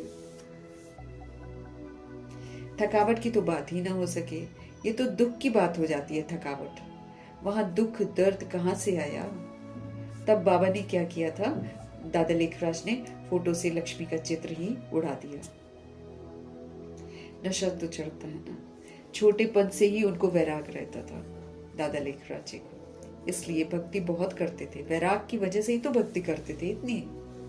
उनको समहाउ लाइफ वैसी वाली पसंद नहीं आ रही थी, वैराग था, कुछ सच्चाई को ढूंढ रहे थे वो, इसलिए भक्ति बहुत करते थे। तो बाबा युक्ति बहुत बताते हैं। तुम जानते हो हम एक बाप के बच्चे हैं, तो आपस में भाई बहन हो गया। अभी तो हमको ये समझ मिल रही है, इस समय ईश्वरीय परिवार बना है, तो इस ईश्वरीय परिवार में हमारा नया जन्म हुआ है। भले शरीर कितना भी बड़ा हो, जन्म तो नया हुआ है, बचपन से शुरुआत हो रही है। उठना बैठना बोलना खाना पीना सब सिखा रहे हैं भगवान, तो बचपन शुरू हुआ है ना। तो एक परिवार रचा है भगवान ने, इसमें शिव बाबा फादर हैं, ब्रह्मा जी हमारी माँ हैं, और हम सभी आपस में बॉडी में हैं, इसलिए ब्रदर सिस्टर हैं। और जब हम सोल्स हैं तो हम ब्रदर्स हैं। तो बाबा तो कई एक बार बोलते हैं कि मेरे को अब मिटाओ, मेरा बच्चा है, मेरा परिवार है। बाबा कहते मैंने तो तुम्हारी शादी ही नहीं करवाई है, तो तुम्हारा परिवार कहाँ से आ जाता है? तुम्हारा पति पत्नी कहाँ से आ जाते? तुम्हारे बच्चे कहाँ से आ जाते? कितनी बार, क्यों? क्योंकि मर्जीवा बने नहीं है, अभी तक फंसे पड़े हैं, ये मेरा है, ये मेरा है, मेरा है।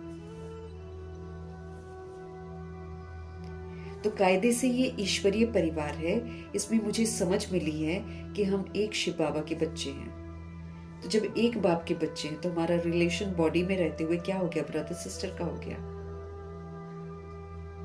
चाहे हस्बैंड वाइफ हैं, लेकिन अब हमारी दृष्टि वृत्ति बदलनी है, हमको पवित्र रहना है, तो हमको क्या समझना है, हम एक भगवान के बच्चे ब्रदर सिस्टर हैं। दैहिक दृष्टि से हम नहीं देख सकते हैं। अब हम दादा से वर्षा लेते हैं, ब्रह्मा जी के थ्रू हम शिव बाबा से वर्षा लेते हैं। तो जब वर्षा लेते हैं तो शिव बाबा हमारे दादा बन जाते हैं, क्योंकि दादा के पास मिल्कियत है। बाप को बुलाते ही हैं, कहां पर, पतित दुनिया में। हे पतित पावन सभी सीताओं के राम। बाप को कहा जाता है ट्रुथ, बाप को कहा जाता है सचखंड स्थापन करने वाले। वही सारी सृष्टि के आदि मध्य अंत का सत्य ज्ञान तुमको देते हैं। तुम्हारी आत्मा अभी ज्ञान सागर बन रही है। अब हम भी ज्ञान ले रहे हैं, धारण करते जाएंगे तो फिर हम भी मास्टर ज्ञान सागर बनेंगे, यूज करेंगे ना। फिर सागर हम तभी बनते जब हम ज्ञान को यूज करते हैं, समझ से पाठ बजाते हैं। ऑपोजिट आत्मा बेसमझी करेगी, मुझे समझ का पाठ बजाना है।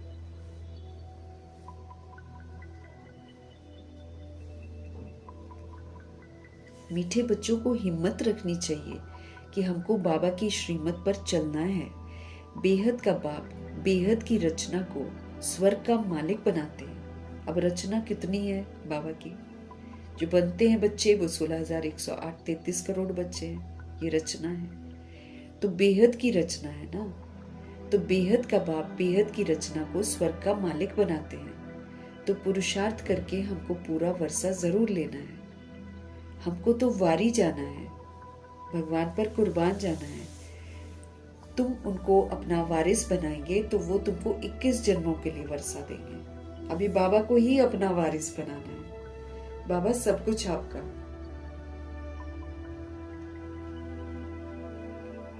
तो जब हम दिल से बुद्धि से बाबा को अपना वारिस बनाते हैं तो फिर हमको 21 जन्मों के लिए शिव बाबा वर्षा देते हैं। 21 जन्मों के लिए वर्षा देंगे। बाप बच्चों के ऊपर वारी जाते हैं, है ना। हम उन पर वारी जाते हैं, उनको अपना बच्चा बनाते हैं, उनको वारिस बनाते हैं, सब कुछ उनको सौंपते हैं। तो फिर प्रभु जी भी वारी जाते हैं, और वारी जाकर प्रभु जी क्या करते हैं, हमको फिर 21 जन्मों के लिए वारिस बना देते हैं, अपना 21 जन्मों का वर्षा दे देते हैं। तो बाप बच्चों के ऊपर वारी जाते हैं। बच्चे कहते हैं बाबा ये तन, ये मन, ये धन सब कुछ आपका, बुद्धि से समर्पण करते हैं हम। तो बाबा ये तन, ये मन, ये धन सब आपका है। आप बाप भी हो, आप मेरा बच्चा भी हो। गाते भी हैं त्वमेव माताश्च पिता त्वमेव।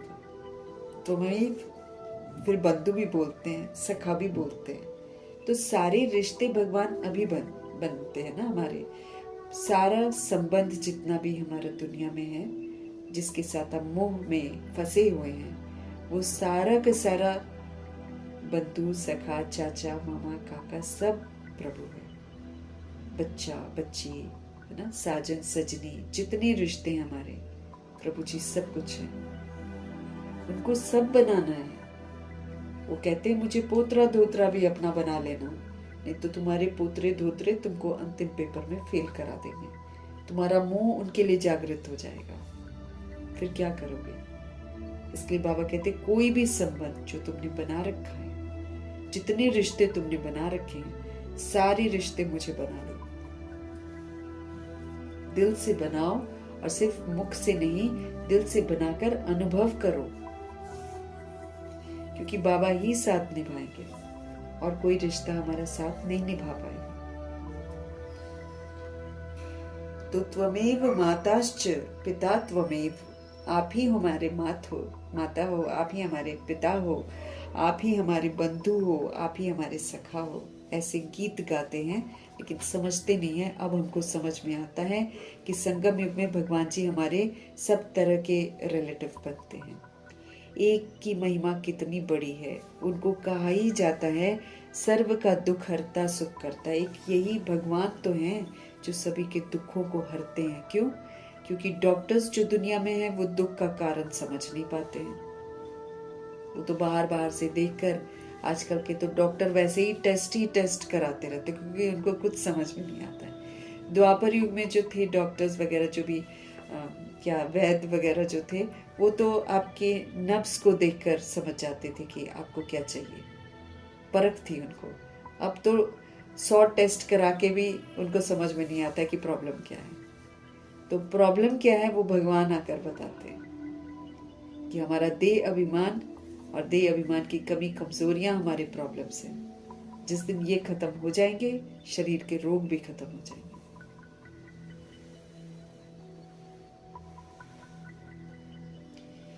एक की महिमा कितनी बड़ी है, उनको कहा ही जाता है सबके दुख हरता सुख करता। सतयुग में और ऐसे नहीं सुख देते कि ब्लेसिंग दे दी बस सुख मिल जाएगा, नहीं, बाकायदा दुख की बातें बताते हैं, कारण बताते हैं, अब उसका निवारण करना बताते हैं। अब जब देह अभिमान दुख का कारण है तो बोलते हैं देही अभिमानी बनो। अब विकार अगर दुख का कारण है तो हमको बोलते हैं निर्विकारी बनो। अगर हम उनका कहना मानकर निर्विकारी बन जाते हैं, आत्म अभिमानी बन जाते हैं, तो हम सुखी हो जाते हैं। तो बीमारी का कारण ही नहीं दुनिया को मालूम है, तो कहां से कोई किसी को ठीक कर पाएगा। इसीलिए बीमारियां दिन पर दिन बढ़ जाएंगी। एक की महिमा कितनी बड़ी है, उनको कहा ही जाता है सर्व का दुख हरता सुख करता। सतयुग में 5 तत्व भी सुख देने वाले होते हैं, और कलयुग में 5 तत्व धरती आकाश जल वायु अग्नि ये भी तमो प्रधान हो गए हैं, इसलिए ये हमको अब दुख देते हैं। धरती हिलेगी तो भी दुख, पानी आएगा तो भी दुख, बारिशें आएंगी तो भी दुख, एक्सट्रीम जब आएंगी, और सूरज की अग्नि जब बरसेगी तब भी दुख हवा दूषित हो रही है, हवा से भी दुख, सब तमो प्रधान हमने बना दिया। तो इसलिए हमको इससे दुख की प्राप्ति होती है। अब श्रीमत पर चलकर हमको इन 5 तत्वों को भी प्योर बनाना है। जितना हम प्योर बनते जाएंगे उतना हम 5 तत्वों को प्योर बनाते जाएंगे।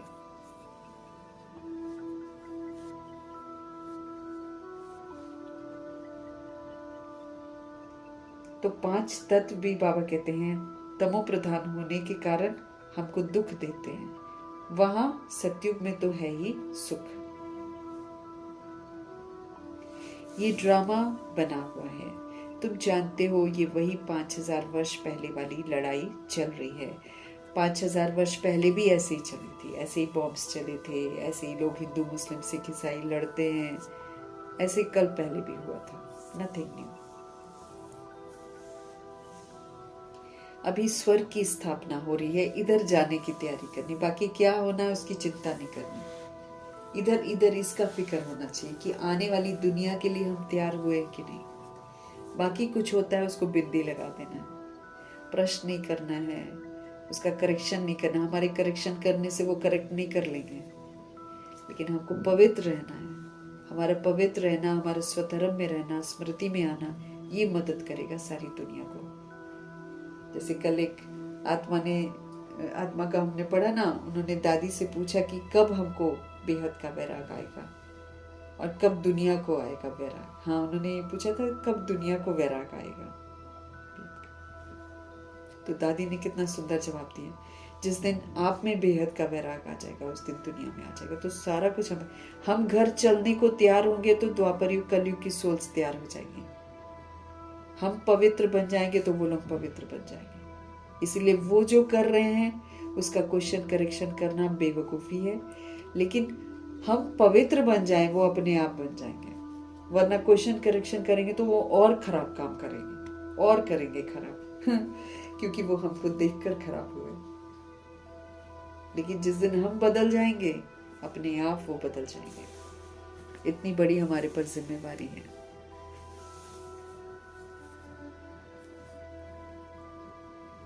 वहां तो है ही सुख, बाबा कहते हैं। ये ड्रामा बना हुआ है, तुम जानते हो, ये वही 5000 वर्ष पहले वाली लड़ाई है। अभी स्वर्ग की स्थापना हो रही है, तो बच्चों को सदैव खुशी में रहना चाहिए। हमें हमेशा खुशी में रहना चाहिए। भगवान ने तुमको अडॉप्ट किया है, फिर तुम बच्चों को बाप श्रृंगारते भी हैं, पढ़ाते भी हैं।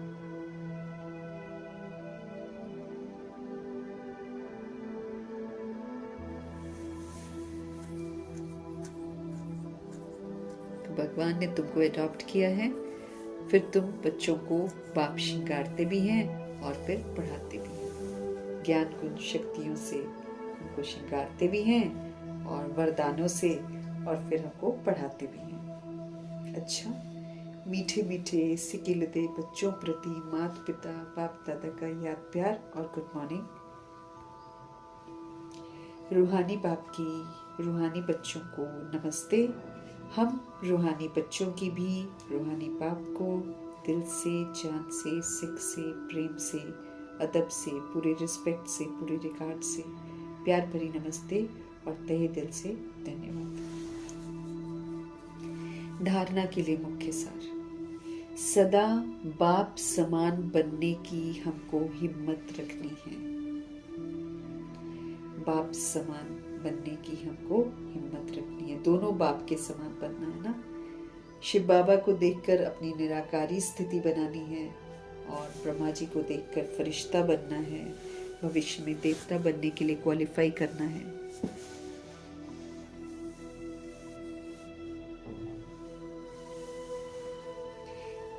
बाप पर पूरा वारी जाना है हमको। पूरा वारी जाना मतलब उनकी पूरी श्रीमत पर चलना, जो वो कहे वही करना, उसको कहते हैं पूरा वारी जाना। तन मन धन से, बुद्धि से, मन से, सब तरफ से समर्पित हो जाना है बाबा को। अपने आप को पूरा का पूरा बाबा के हवाले कर देना। तो बाप पर पूरा वारी जाना है। किसी भी बात में हमको डरने की कोई जरूरत नहीं है। पवित्र हमको जरूर बनना है। कोई विरोधी बन जाए, कोई कुछ बन जाए, छोड़ दो घर, घर छोड़ दो। पवित्र बनना है तो घर छोड़ दो, अगर घर छोड़ना पड़े तो।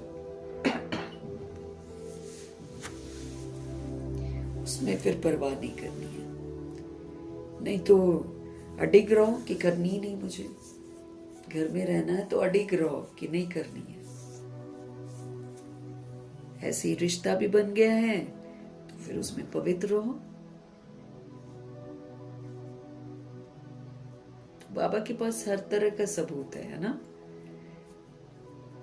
हर तरह का सबूत है। कोई भी नहीं कह सकता कि अब टाइम नहीं है, हमारा तो टाइम खत्म हो गया, अब क्या करें पुरुषार्थ।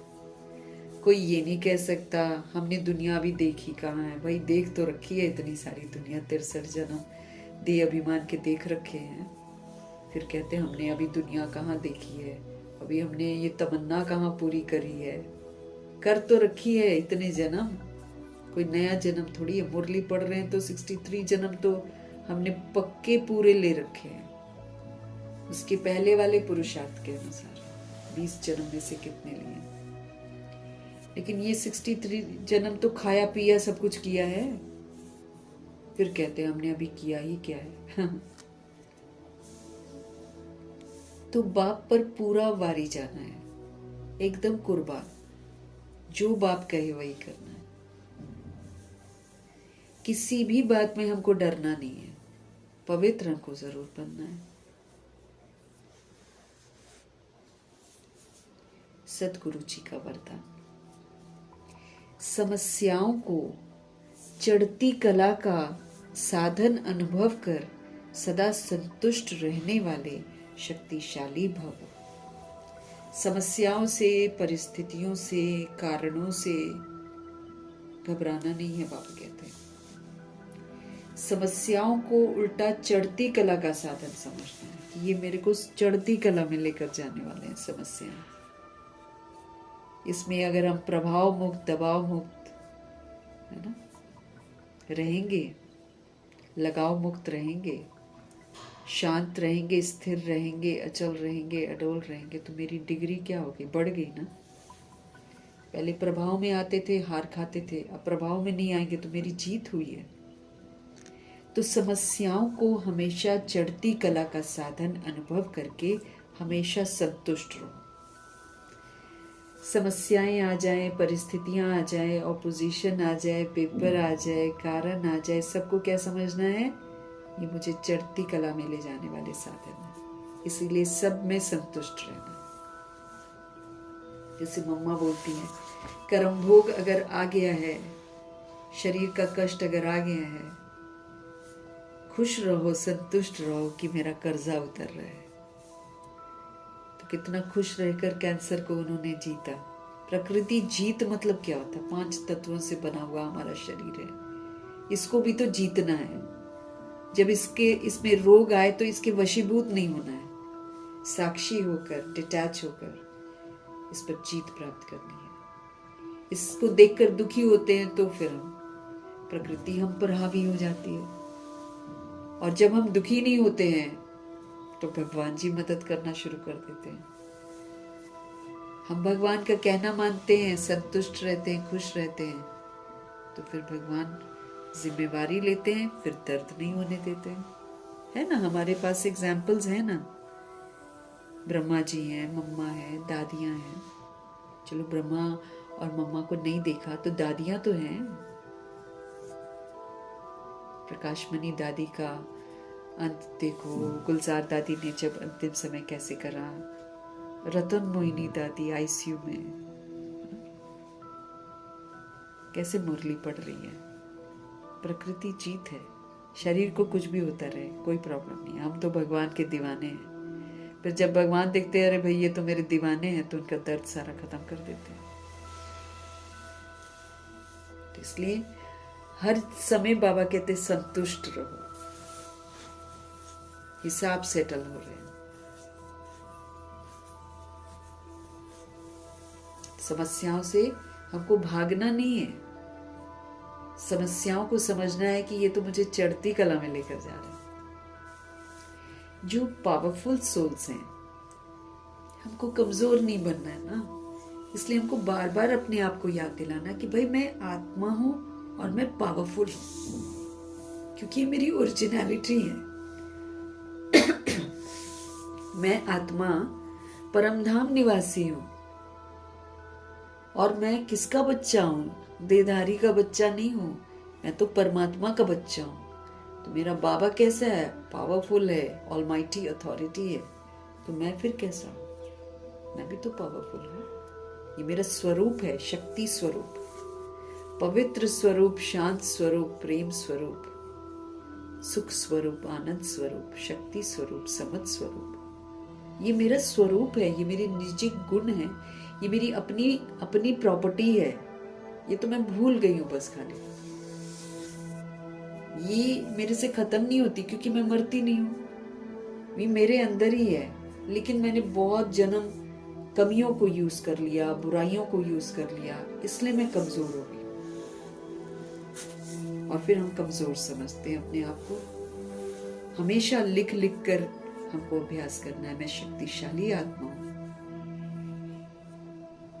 मैं शक्तिशाली हूं, मैं परमात्मा का बच्चा हूं, मैं ज्योति बिंदु हूं, मैं परमधाम का रहने वाला लाइट और माइट हूं। मैं जितना अच्छा अच्छा सोचेंगे तभी तो हमारे में ताकत आएगी।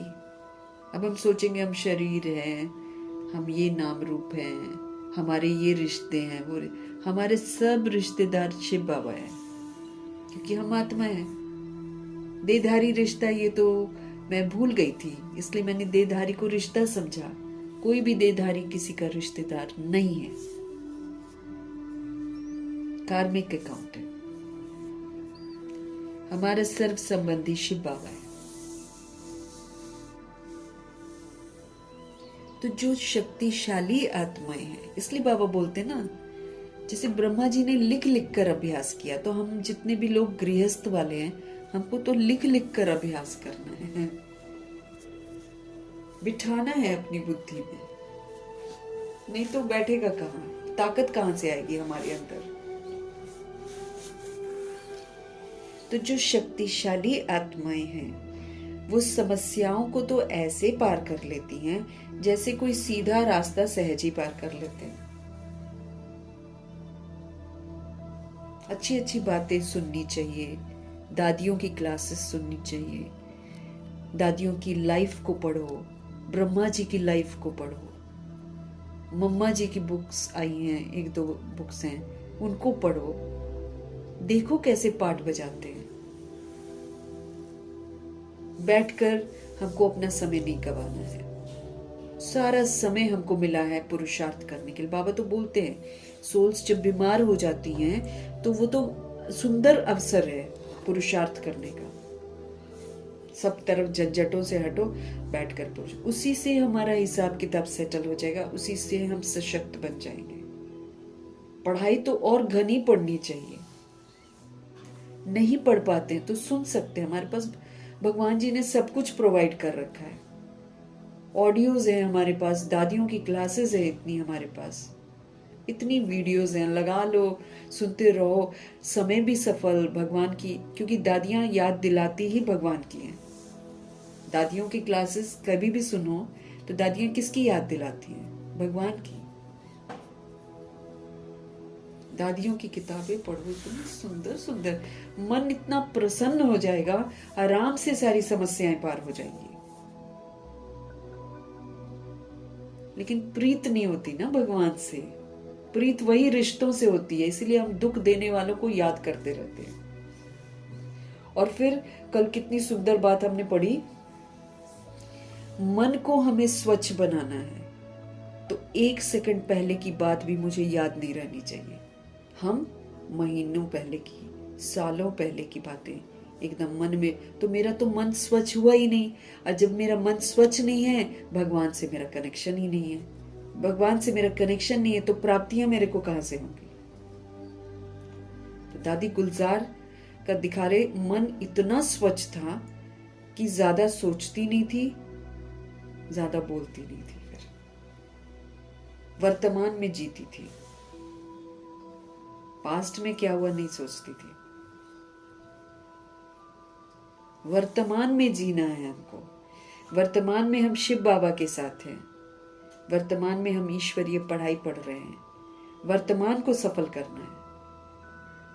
1 सेकंड पहले की बात भी ब्रह्मा जी याद नहीं रखते थे, मन को स्वच्छ रखा हुआ था।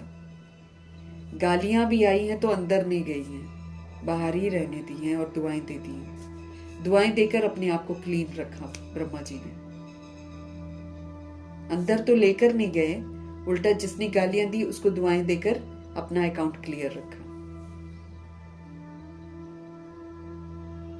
स्वच्छ मन बनाना है, तब ये मन मना भव होगा, नहीं तो ये मन प्रभु में लगेगा ही नहीं। लगेगा नहीं तो हम चार्ज हुए नहीं, हमने प्राप्तियां की नहीं, हमारे विक्रम विनाश हुए नहीं, तो हम कहां जाकर फंस जाएंगे? धर्मराजपुरी में, फिर और घनी सजाएं खाएंगे, भगवान से दूर हो जाएंगे, प्यार नहीं मिलेगा, कोई भी जन्म हमारा अच्छा नहीं बीतेगा।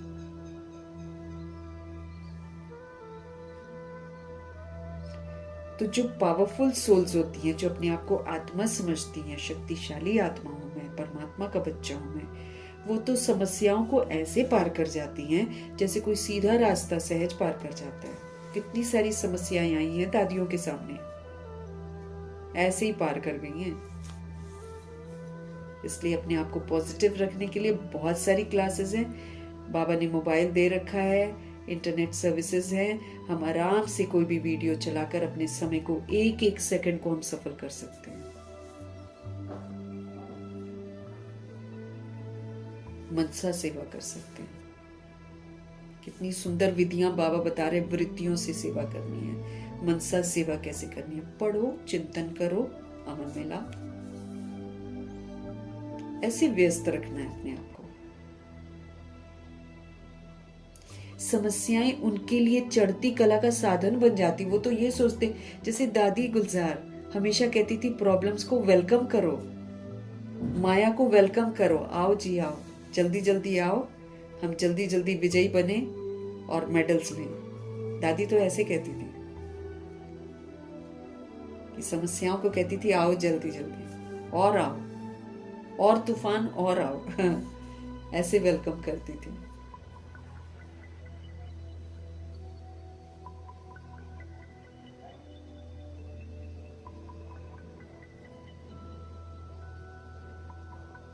एक फोटो है दादी की, कैंसर हुआ है, मतलब डायग्नोज हुआ था कैंसर हुआ, आराम से बैठी है, कोई टेंशन नहीं कोई टेंशन नहीं है।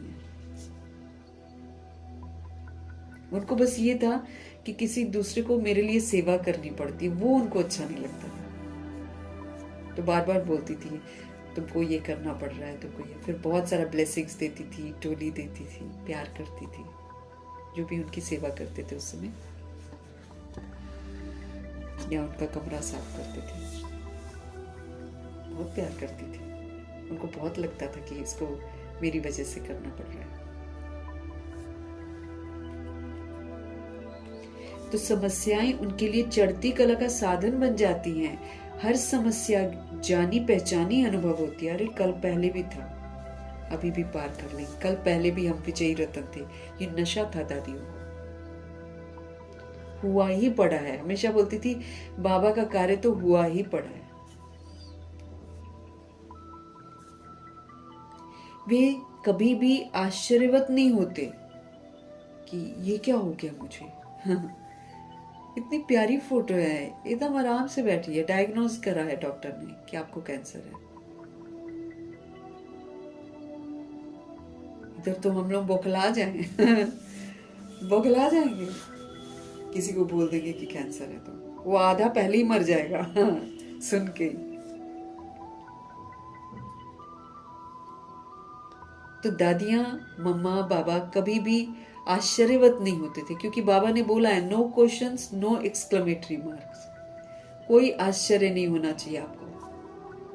वो कभी भी आश्चर्यवत नहीं होते, बल्कि सदा संतुष्ट रहते हैं कि ठीक है, आया कर्जा उतरेगा, शरीर से किए हुए कर्मों का कर्जा हमारा उतरेगा। अब शरीर से हमने बैठकर में कर्मा किए हुए हैं।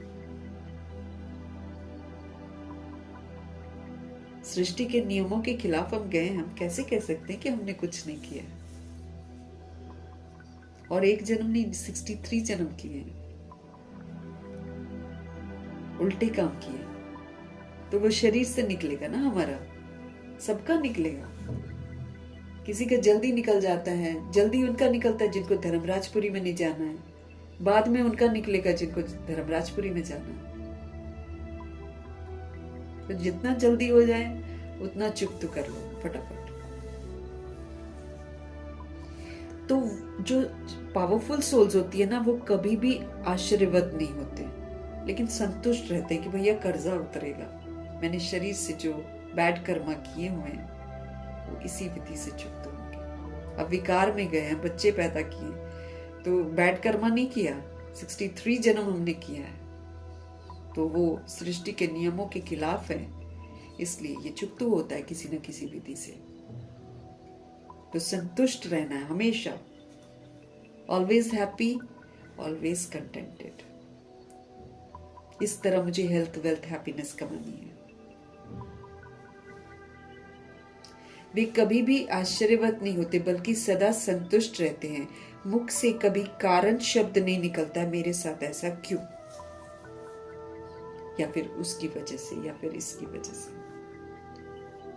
जो भी सोल है ना, आपको हिसाब किताब चुकतू करने में मदद करती है और मेरे को सिखाती है इसका भी भला करते, उसका भी, इसने तेरा बुरा किया ना, इसका भी भला करते, इसके लिए भी शुभ सोच ले, इसके लिए भी शुभ सोच ले।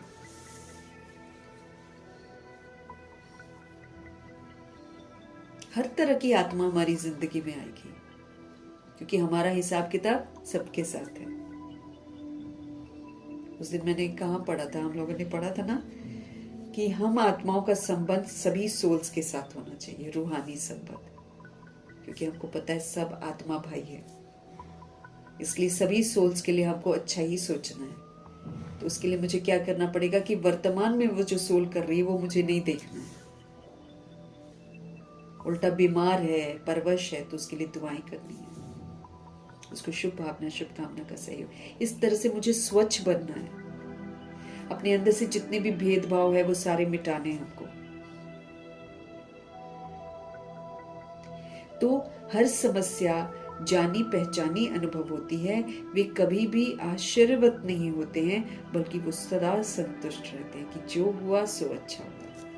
मुख से कभी भी कारण शब्द नहीं निकलता है, लेकिन उसी समय कारण को निवारण में वो लोग बदल लेते हैं।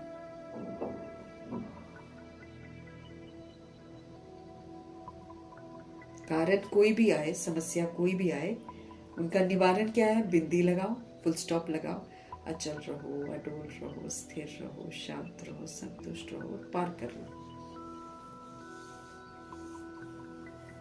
ऐसे हमको सब कुछ पार करना है। स्लोगन है स्वस्थिति, मतलब आत्मिक स्थिति, पावरफुल स्थिति, विश्व कल्याणकारी स्थिति, विघ्न विनाशक स्थिति। ये सारी स्थितियां जो हैं ये स्वस्थिति है हमारी।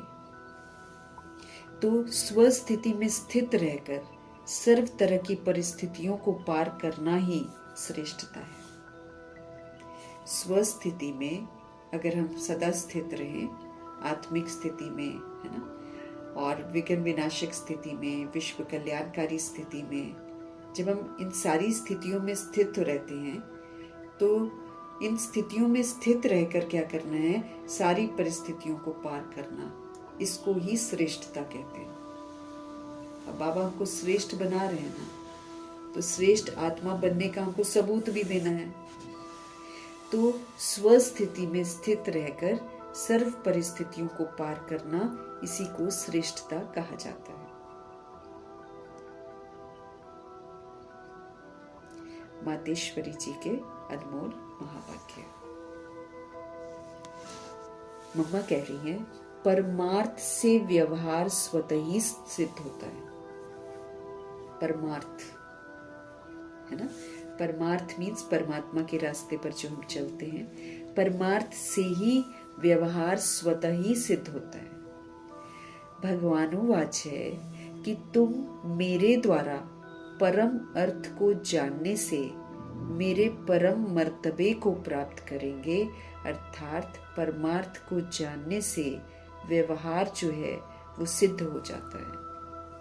भगवानुवाच है, भगवान कहते हैं कि तुम मेरे द्वारा परम अर्थ जो है उसको जान जाते हो, और फिर मेरे परम मर्तबे को तुम प्राप्त करते हो।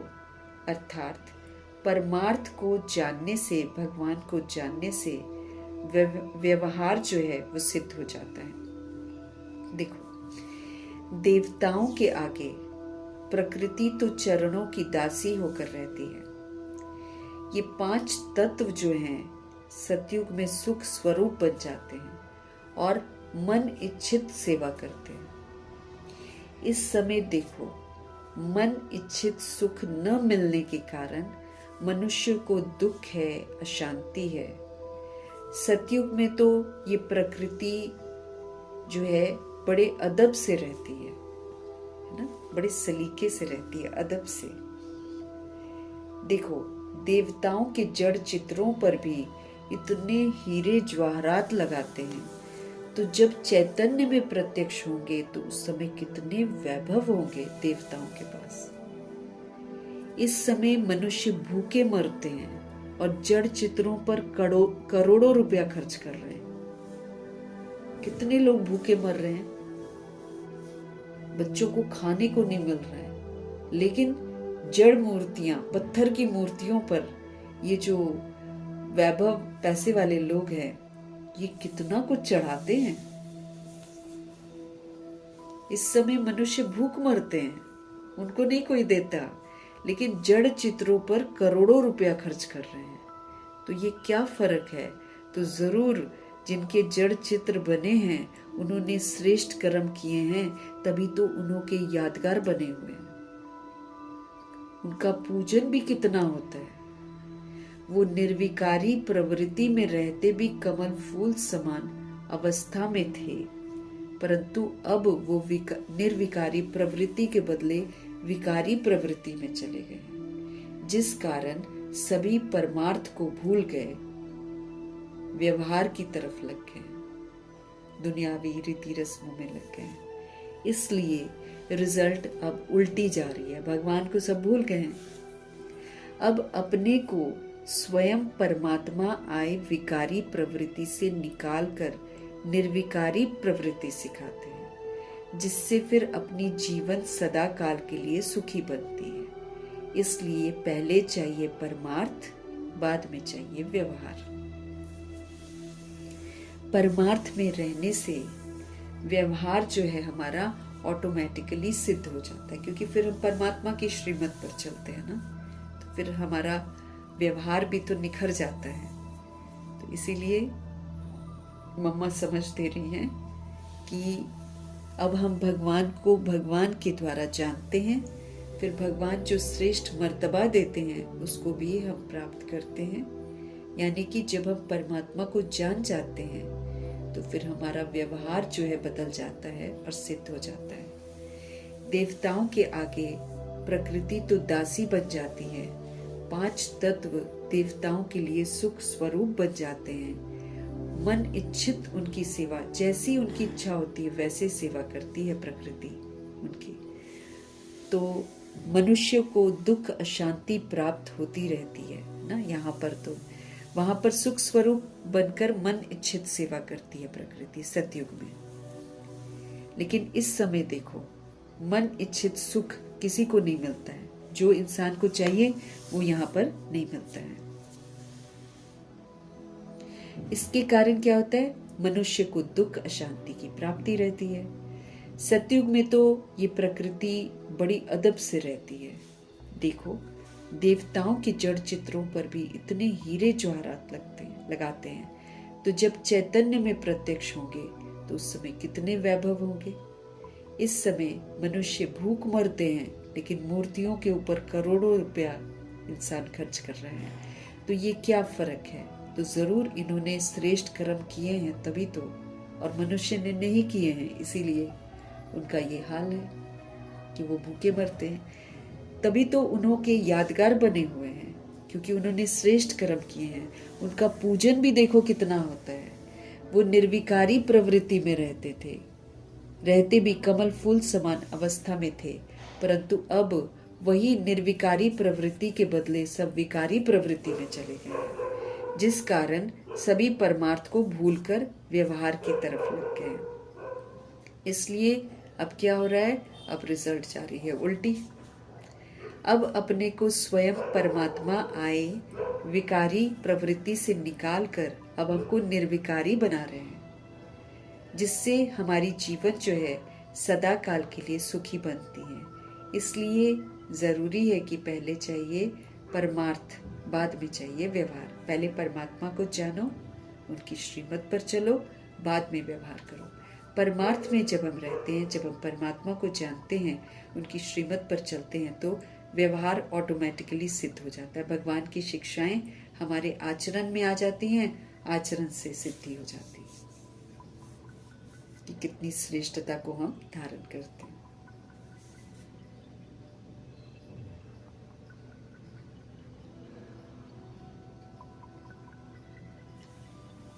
मीठे परमात्मा जी का मीठी समझ के लिए धन्यवाद करेंगे। ब्रह्मा माँ का धन्यवाद, जगदम्बा माँ का धन्यवाद, गुलजार दादी जी का धन्यवाद, अष्टरत्नों का धन्यवाद, नवग्रहों का धन्यवाद, एडवांस पार्टी की सारी सोल्स का धन्यवाद, बची हुई जितनी भी आत्माएं हैं उनका धन्यवाद,